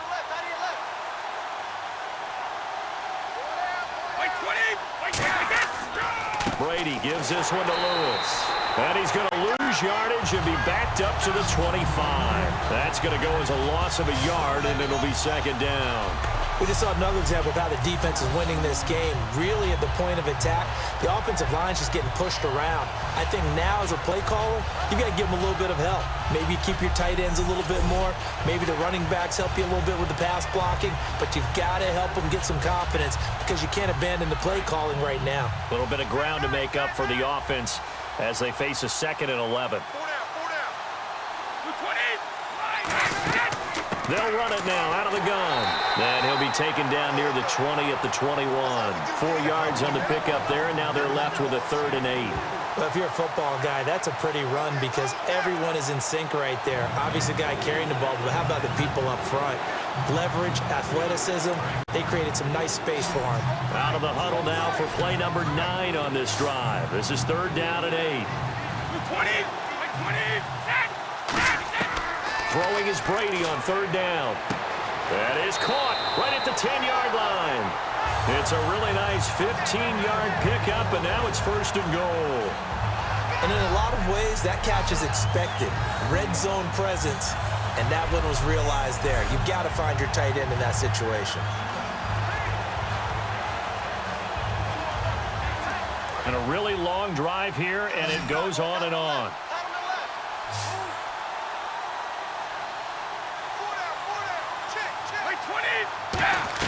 From the gun, it's Brady. And he'll take it into the end zone for a Patriot touchdown.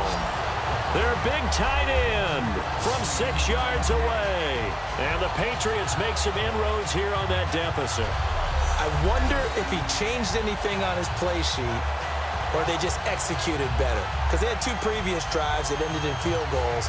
Before this one, they finally were able to put into the end zone. Well, whatever he did, speaking of the offensive coordinator, might be using that formula going forward. It worked there. Yeah, it works very well. He and his field general in pretty good sync right now. They're starting to move the ball well. 1 quarter remains in Super Bowl 51. We'll return with more after this break. You're watching the NFL on EA Sports. Back now here on EA Sports, where the 4th quarter will begin with a kickoff following the score on the final play of the 3rd quarter.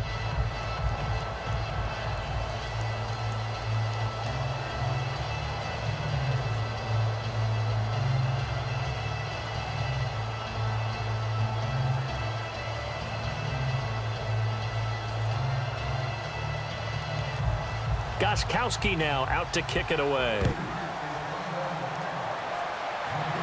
Here's Weems to return. And it's a pretty good return here as he'll get it up to the 29-yard line. Matt Ryan and the offense heading back onto the field. And the passing game, I mean, look at the numbers. It's fallen off. When a team is struggling, sometimes you look at the quarterback. When the quarterback starts to struggle, who goes over and picks him up? Yeah, that's always a big one, isn't it? Usually, there's a quarterback whisperer somewhere. And what I mean by that is whether it's an assistant coach, whether it's one of his best friends on the team, someone that can get in his ear, get with him and say, all right, my man, what do you need? What's going on here? So he's one person he can lean on. He's going to have to lean on that guy right now. And he is out of bounds on the other side of midfield. A good pickup there at 22. And defensively, they just don't seem to have much of an answer for this passing game.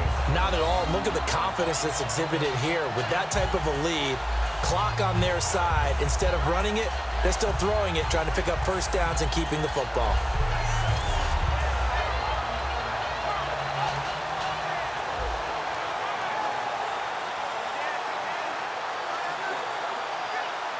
So here we go, 1st and 10 now.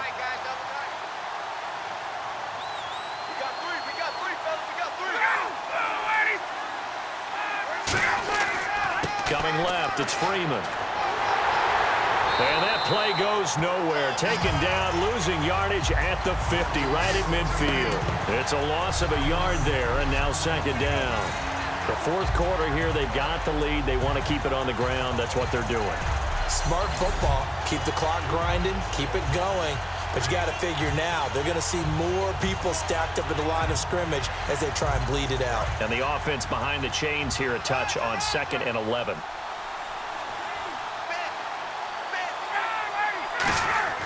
Freeman again. And for one of the first times tonight, he's going to be held up at the line of scrimmage. 1 yard officially on the pickup, and it'll leave him with a 3rd and 11.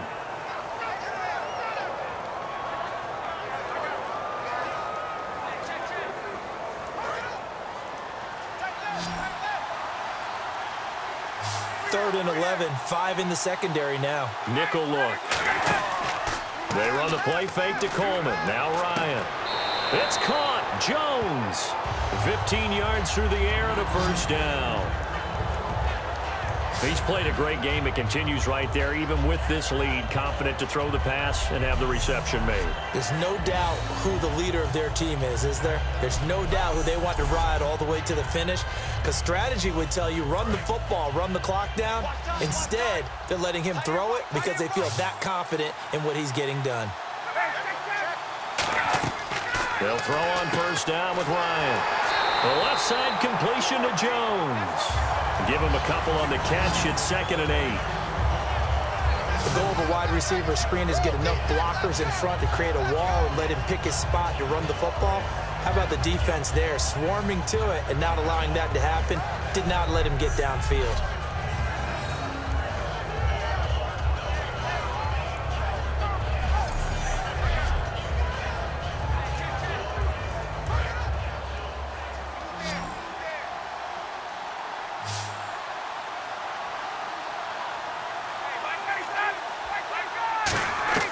On second down, Ryan looking for his running back, and he's got him. It goes as a gain of 8, and it moves the chains. All right, I'm going to show my age here a little bit. We used to talk about running backs catching the ball as safety valves. Nowadays, they're a big part of the passing offense. Quit acting like you're so old. You're only 65.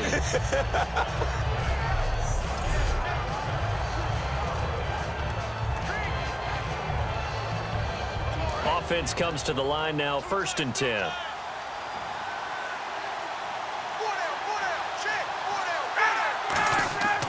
Ryan on the handoff. It's Freeman. And he is into the end zone for a Falcon touchdown.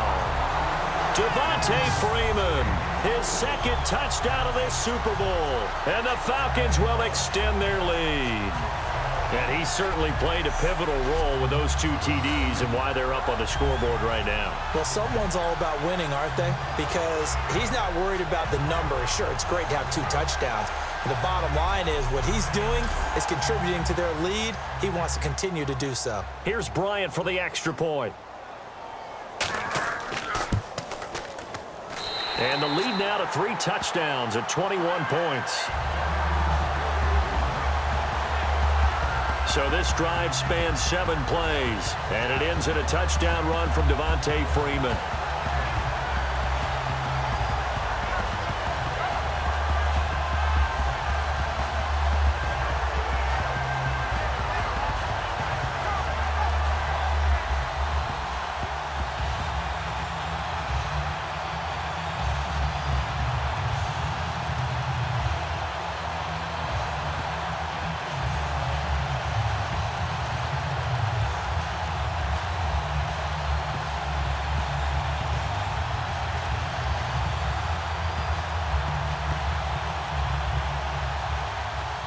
Now after the touchdown, it's Bosher to kick it away. This is fielded at the goal line.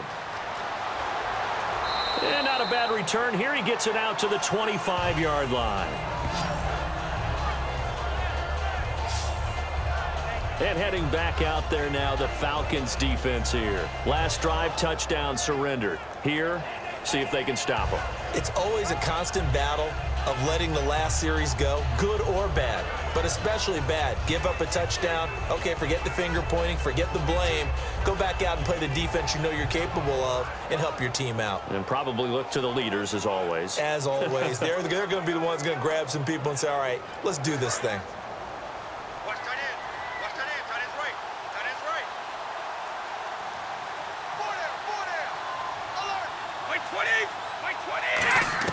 Brady now on 1st down. Caught left side, Bennett. And they'll get it up just short of the 45 at the 44. They'll get 19 yards there. And it'll give the Patriots a 1st down. Almost not fair. The big guy running the corner route, being able to lean and push and get to where he wants. So how do you stop it? A lot of times you want to have a linebacker on him, a bigger body guy who can handle him physically. But a lot of times that doesn't work as well because his quickness often wins the route.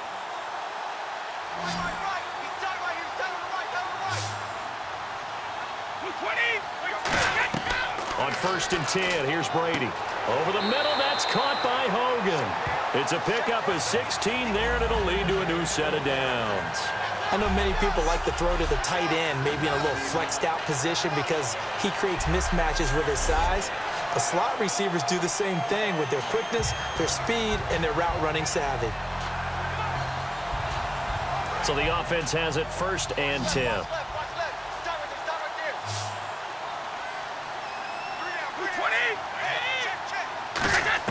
Throwing on 1st down is Brady. And he'll be hit as he releases it, and that'll fall incomplete.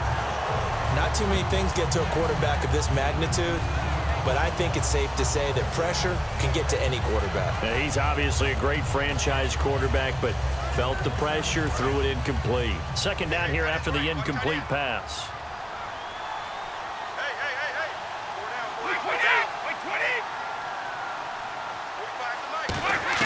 Brady to throw again. The throw left side, complete to Hogan. That throw good for only a couple. It brings up third down. All that practice time came to fruition on that play. All those timing routes that they work on through training camp, OTAs, minicamp, and just regular season, they got it done on that one. An outcut, ball was delivered, and picked up the completion.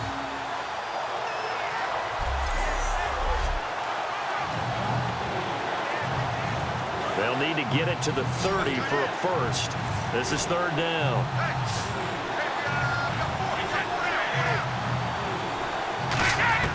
Throwing is Brady on third down. Left side, that's caught by Mitchell. They get only 4 that time as that leads us to a fourth down. I think the training and practice broke down on that play because he simply didn't run the route deep enough to get to the first down marker, despite what was a really nice catch and toe tap on the sideline. Yeah, that's third down 101. You got to go to the marker, know where it is.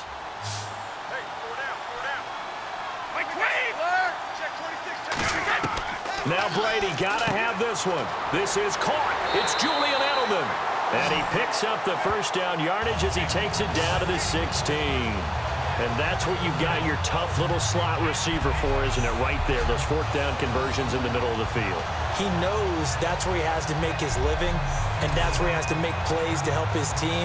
And no one is asking him to do anything more or less than do exactly what we saw there.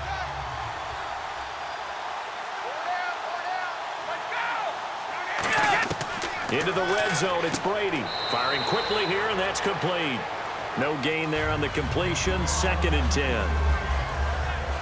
Well, he caught it right at the line of scrimmage, and before he could even think about advancing it forward, he got hit. Great tackling, because that's what you're taught.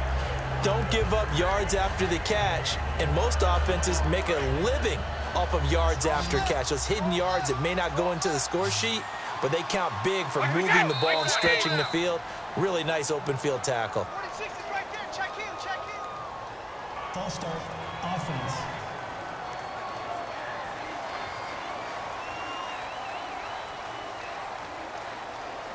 Still second down.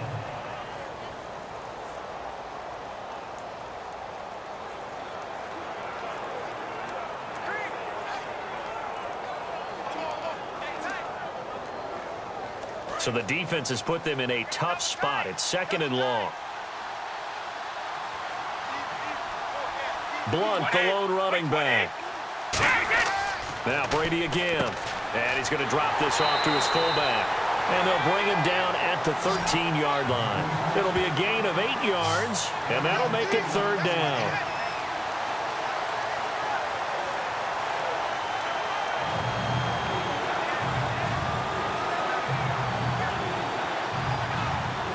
This will be the 8th play of the drive. It's 3rd and 7.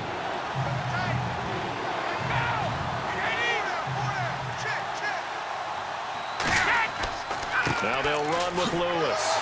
And he'll find his way down inside the 10 to the 9-yard line. 4 yards on the pickup there, but it's going to take him to 4th down.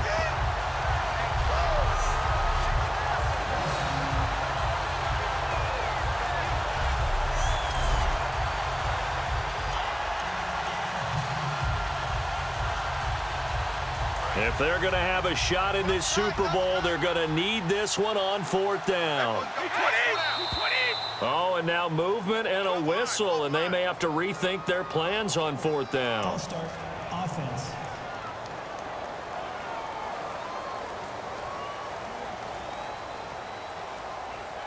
Still 4th down.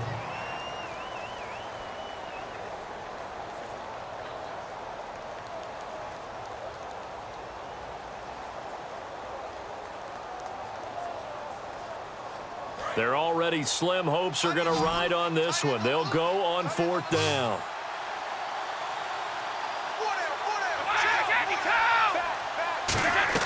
Got to try it here. He's back to throw. And it is Incomplete. The Patriots come up empty on 4th down. And the Falcons defense stands tall. They'll get the football back. Getting set to go again, Mohamed Sanu is marching back onto the field now. So glancing at these numbers, I think they tell a story of, hey, early on he got hot, he got their attention. They've been able to hone in on him, shut him down a bit. He certainly did get their attention, and that's the ultimate compliment for a player, that when you come out in the second half, all of a sudden there's extra guys around you, there are different coverages rolled your way. That means you've done something really well. Now it's up to him to make his own adjustment and find a way to beat the new defenses he's facing. This is Freeman on 1st and 10. And he is going to lose yardage here. That's going to go as a loss of 2, and it'll be 2nd down. And this situation with a lead 4th quarter, they're liking keeping the ball on the ground, I'm sure. That's just smart football, but you know the defense has to know it as well. They've got to stop them here. So now we're going to see that loading the box in a big way. 6, 7, 8, 9, whatever it's going to take, puts a little bit more pressure on your big offensive line. Freeman, the lone man in the backfield. To throw is Ryan. And seeing nowhere to throw, he chucks this one away from harm. Incomplete.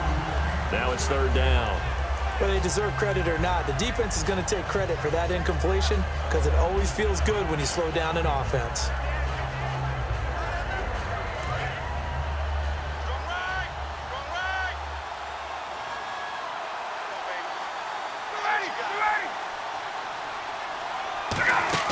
They'll run it now out of the gun. Oh, he's got some breathing room. And they'll get him down here at the 23.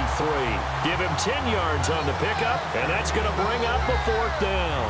This offense really put themselves in a tough spot on 1st and 2nd down, needing long yardage to try and pick up a 1st down, and they ended up getting a great run.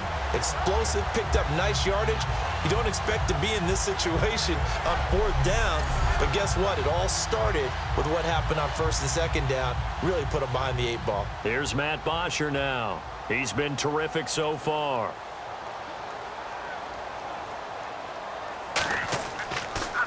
And he deserves a bronze leg as he gets this one away. This is taken at the 23. So a change of possession here on the punt. And possession will switch hands, 1st and 10. Now the Patriots gearing up to go now. They had a great drive going last time. They were moving the ball, and then all of a sudden it just stalled out. So we'll see what they can do here, Charles. And it's always easy to second guess when you don't get it on a 4th down try. But they had to like the feeling that they had going on offense. They want to continue to see if they can capture that again on this drive and maybe get in the same position. Yeah, and that's, I mean, like I said, they were moving the football. It's not like they went 4 and out, so I don't think it's a deal where the offense doesn't have confidence. No, I agree with you totally on that one. If anything, they may have gained more confidence. Okay, they stopped us once. That's all right. Let's keep moving it. Make them do it again. Caught, left side, Bennett. And he'll be taken down, but not before he gets into enemy territory. And with that last play, he's now up over that 300-yard mark. And in today's NFL, it almost feels routine. And I hate that when you talk about a 300-yard passing game. To me, 300 yards still signifies excellence, and he's achieved that in this performance.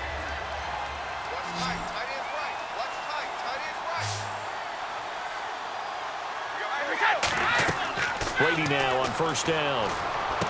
Over the middle, that's caught by Hogan. And he goes down, but not before getting this inside the 25. One of the feature points of the in route is being able to make a nice throw to the middle part of the field. And for a quarterback, that's one of the better throws and better looks that he'll get. But he has to be careful not to wait too long and let his receiver wander into some tough territory. If he's late with the ball, he can get his receiver hit and hit hard. Brady now on 1st down.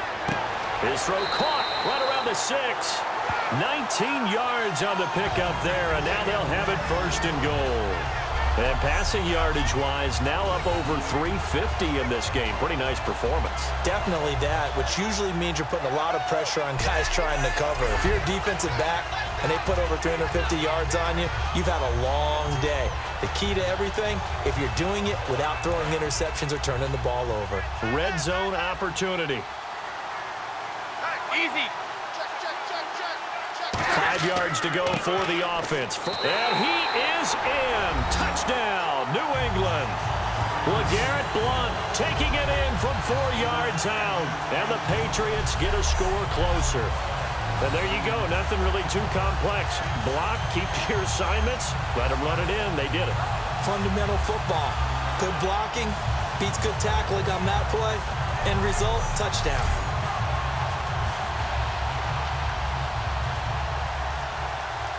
Gostkowski for the point after. And the lead will be cut down to 14.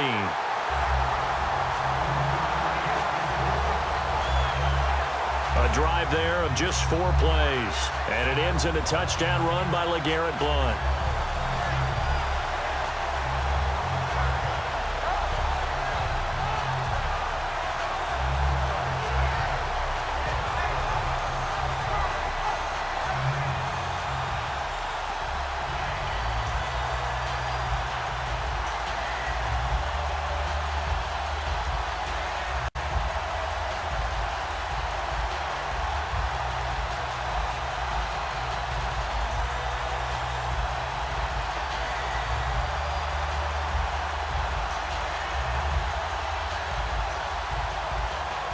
Gostkowski now after the touchdown. He'll send this one away. This will be taken in at the 1. And he'll take it past the 25 and up to the 28-yard line. Atlanta now coming out on the field. They're out in front. Last time they had to punt it away. We'll see if they can add to their lead now. They don't want to go out and punt it away again. This team now wants to get a cushion, put people away. They want to run their offense and have it end up in the end zone.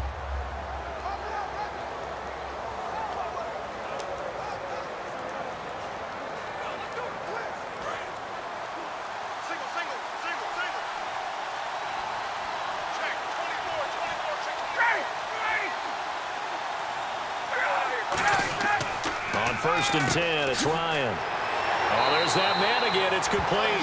They'll get 17 yards there. And it'll be first down Atlanta. Quarterbacks love slant routes because the receivers are breaking right into their line of vision. And receivers love them as well because they're getting the ball on the move and able to catch it and try and get upfield and gain additional yardage.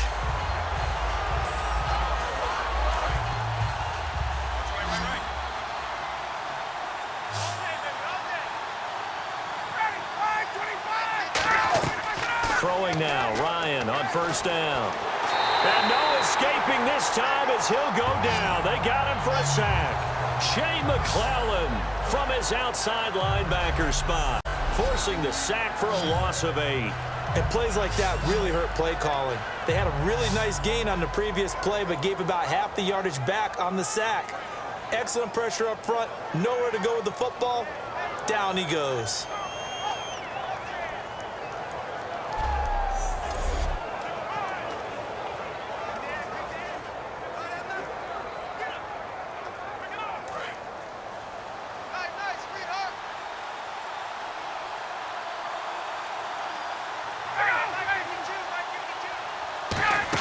They'll run it now out of the gun. Oh, what a move. And a good swarm to the football defensively as they get him down at about the 40. They get 2 yards back, but they're going to need a lot more than that here on third down.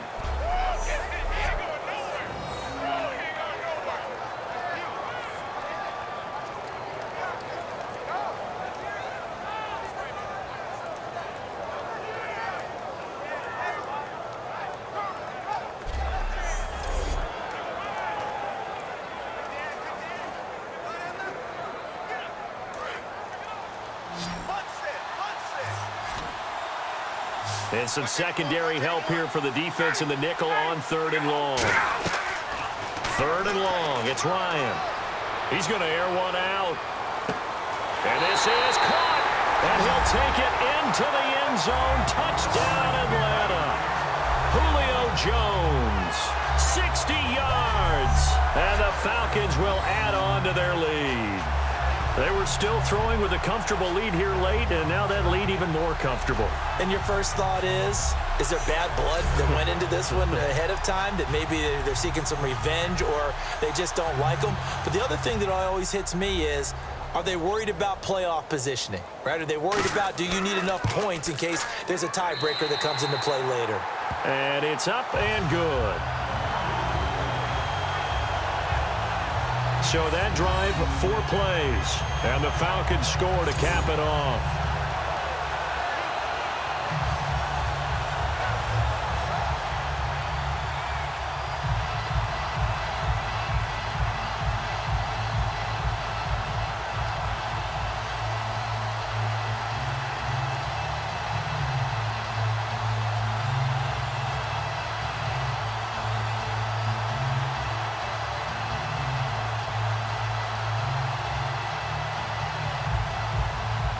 Now after the touchdown, it's Bosher to kick it away. This is fielded at the goal line. And a good effort on the return there. Gets him across the 30 to the 33-yard line. Now here's the Falcons defense getting set to go again. And a touchdown given up the last time they were out there, so maybe need to refocus a little bit. And make sure that they don't start finger pointing with each other, because oftentimes when a touchdown's given up, you say, okay, where did that happen? Who broke down? Who gave it up? Instead, just go back out there, be a unit again, and try and play a little bit better. Yeah, see if they can play a little bit better on this drive.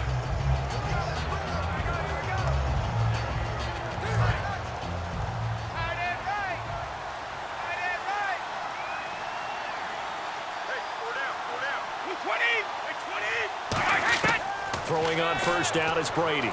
He's got time. Toward the sideline, he will have the first down. Good catch. He was able to keep the feet in bounds. Let's make this one simple.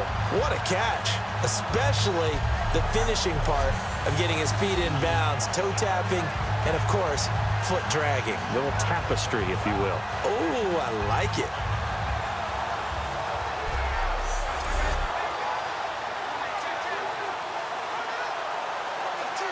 Fresh set of downs here.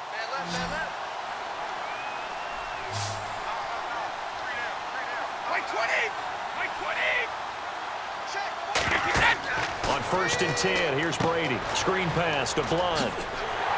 And taking it across midfield and inside the 45. That one goes for 13 yards, and it moves the sticks. When you run a screen pass really well, you got to like the look of it because so many parts come together to make it work well. The offensive linemen, where they're faking people out, the back slipping out there, catching the football, then all of them going together as one unit downfield. A really nice pickup. Now the offense lining up 1st and 10.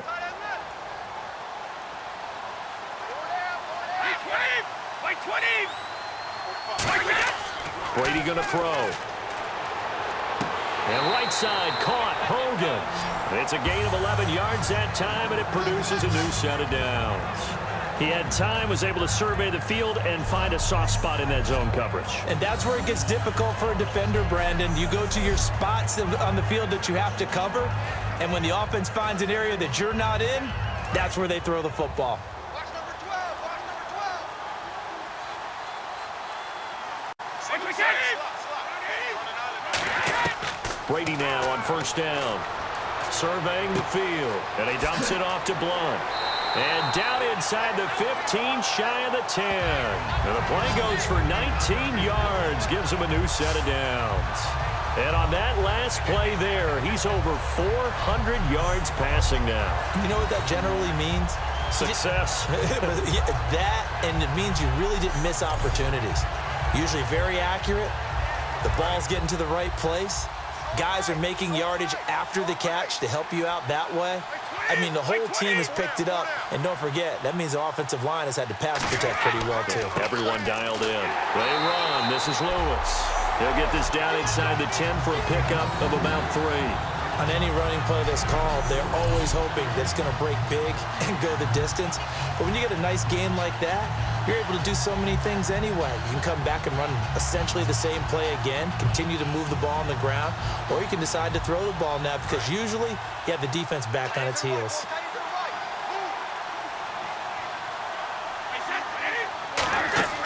Again, it's Lewis. And he'll work his way closer to the goal line as he's got 5 down to the 3. This drive is turning into an extended one, and the guy carrying the ball, he's becoming more like a body blows guy. Every carry is putting some damage on the defense. So after a while, I'm not too sure how many guys are going to want to run up and tackle him.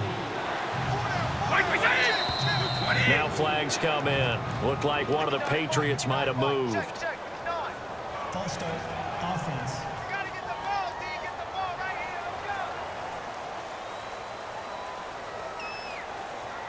Let's go. Still third down.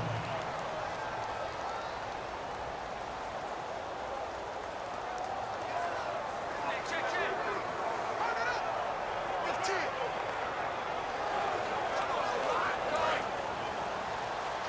Two times. Everyone's got four down. Like 20. 45 tonight. Now White. And he will maneuver his way down to about the 7. Only a yard on the pickup there, and it's going to leave him with a 4th down. But this was just simply excellent defense. On this third down, they had to be alert for the possibility of a pass, but that didn't stop them at all from understanding what was going on when they decided to run the football, and they just swarmed and stopped them for almost no gain. And a field goal obviously means nothing here. They're going to go ahead and go for it on 4th down. Now Brady got to have this one. It's brought in by Floyd. And he's in. Touchdown, Patriots. Michael Floyd, a 7-yard touchdown grab. And the Patriots make some inroads here on that deficit.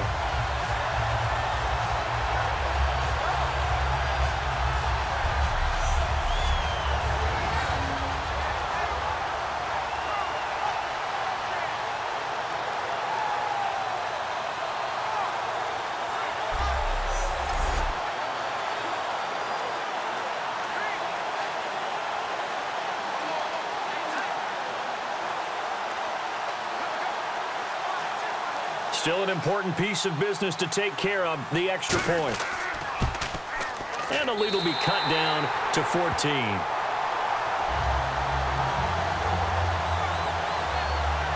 So that drive takes him down the field in 8 plays. And it's finished off by a Pats touchdown.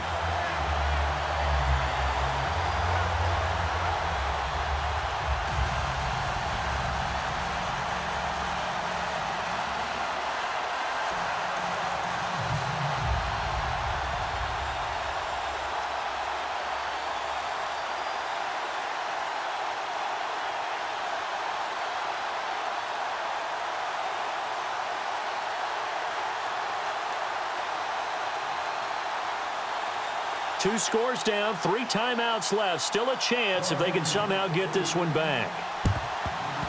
A scramble for it. I think the Patriots may have got it. They did. Well, that certainly makes things more interesting. You get the score, then you get the onside kick. A little uphill battle still, but a start.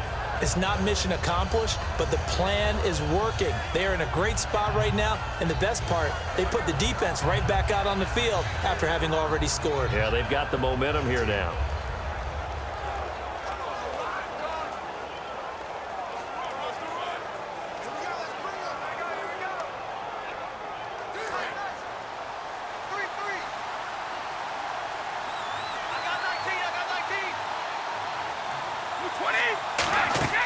On first down, Brady. And his throw's going to be incomplete. Martellus Bennett, the intended receiver. And that'll bring up 2nd down. It's always tough for the guys throwing the football when they think they've got a completion and the ball's almost there, and then someone sneaks a hand or two in and bats it away.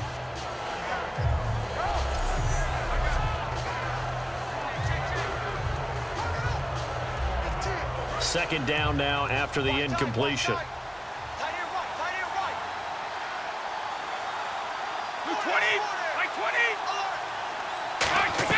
Brady to throw on 2nd down.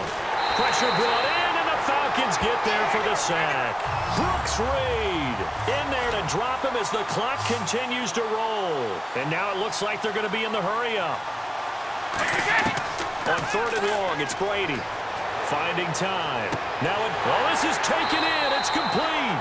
And he's taken down, but not before he gets this into enemy territory across the 40.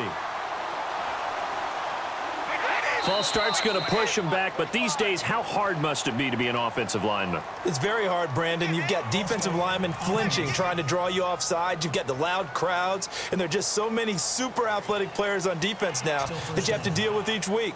But through it all, these guys just sit in there for 4 quarters and slug it out.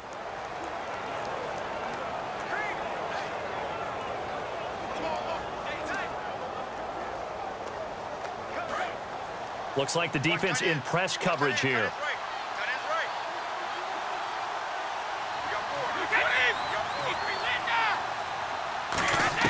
From the gun, it's Brady. Slant route, caught by Edelman. And he'll be brought down, it looks like right at the 40. It'll be a gain of 4, and it'll be 2nd and 11. They're going to hurry back to the line now.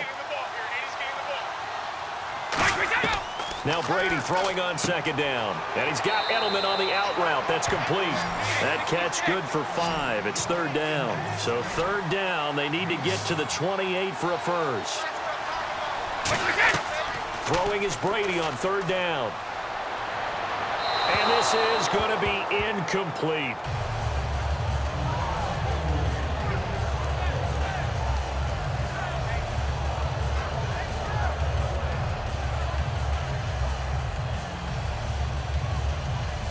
And they're indeed going to go for it here on 4th down. So trailing here in the last quarter. Let's see how this plays out.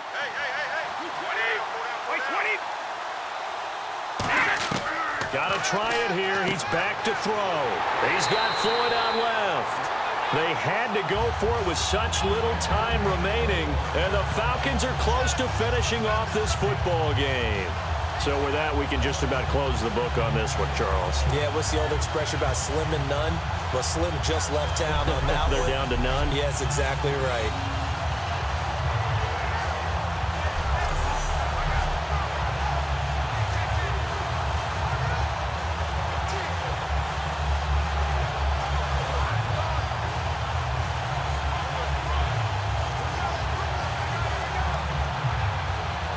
Atlanta now coming out on the field. And they'll just simply be looking to build off the confidence of the last time out where they scored a touchdown. And confidence is powerful, isn't it? When you've scored once, you feel like you can go back out there and get it done again. Doesn't matter what the defense... Now we're going to get a timeout here called by the Patriots. It's just their first. They've got 2 more to use here in the final stages.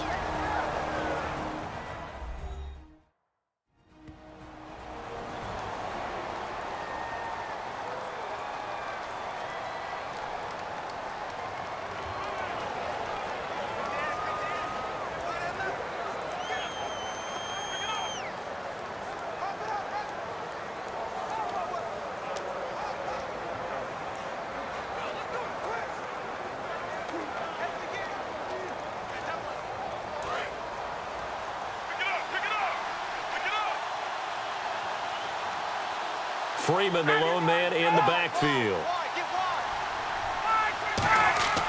And they'll give it to him here. And for one of the first times tonight, he's going to be held up at the line of scrimmage. Now whistles blow, and the Patriots are going to take another timeout. That'll leave them with just 1 remaining in this 4th quarter of play.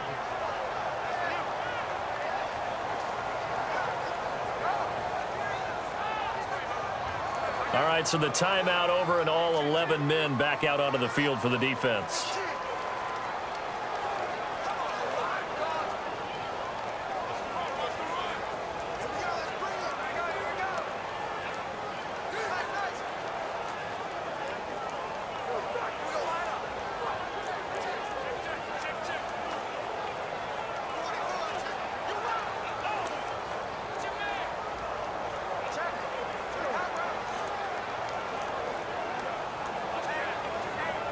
Still 9 yards to go on 3rd down.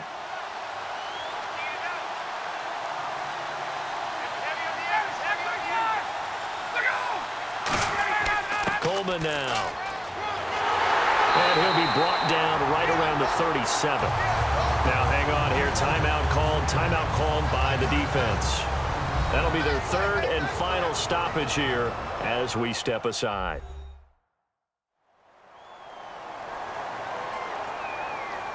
So a defensive timeout, chance to regather, regroup, and get set as we resume action.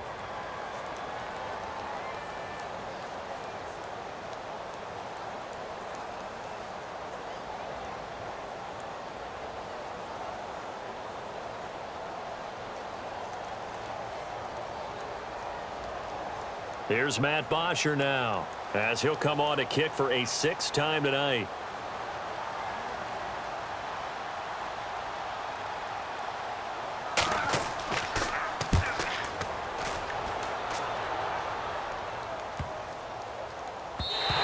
And this one hits at the 3 and then bounds into the end zone for a touchback.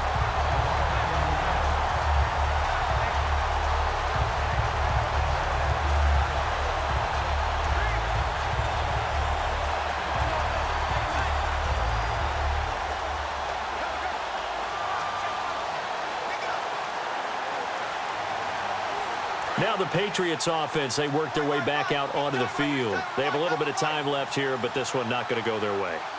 And this is where, in this situation for me, you just go ahead and run out the clock, shake hands, congratulations, and move on.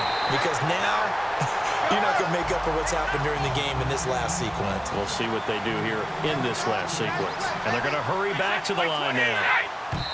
And now down to 14 as he spikes it to stop the clock.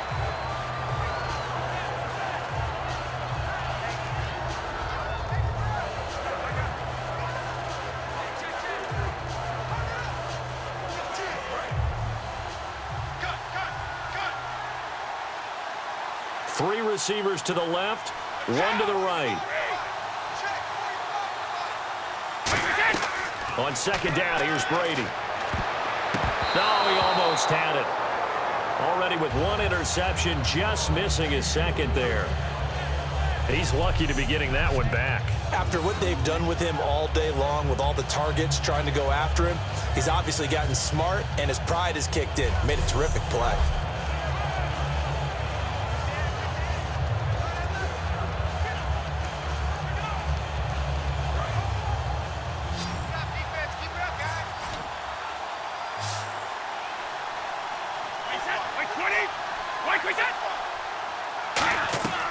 Again, it's Brady.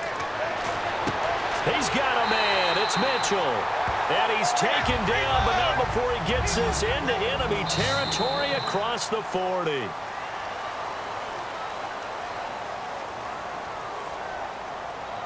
And it's over. The Lombardi Trophy belongs to the Falcons. Yes, the Atlanta Falcons are the Super Bowl champions.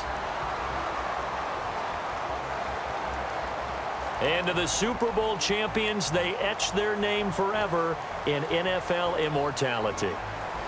That's pretty phenomenal right there. It actually gave me chills just to hear you say that, because immortality forever and ever. When you look in the record books, you'll see this team, you'll see their picture, that your name will be a part of it. That's got to be an incredible feeling, because it's been a long journey to get there, and now they get a chance to enjoy it.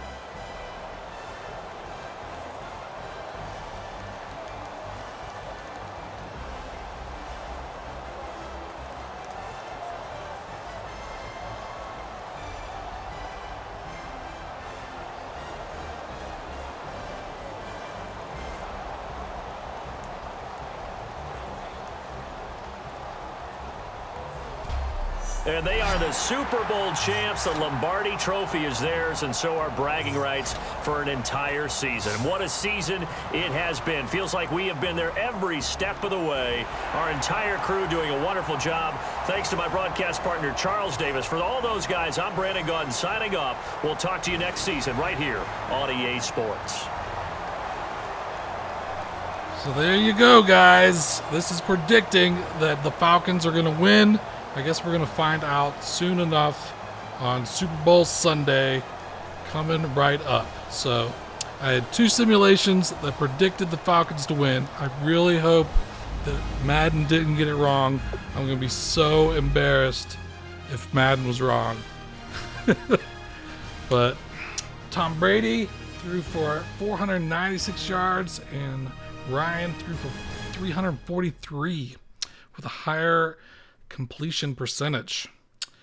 All right. I hope you enjoyed it. Talk to you later. Take it easy.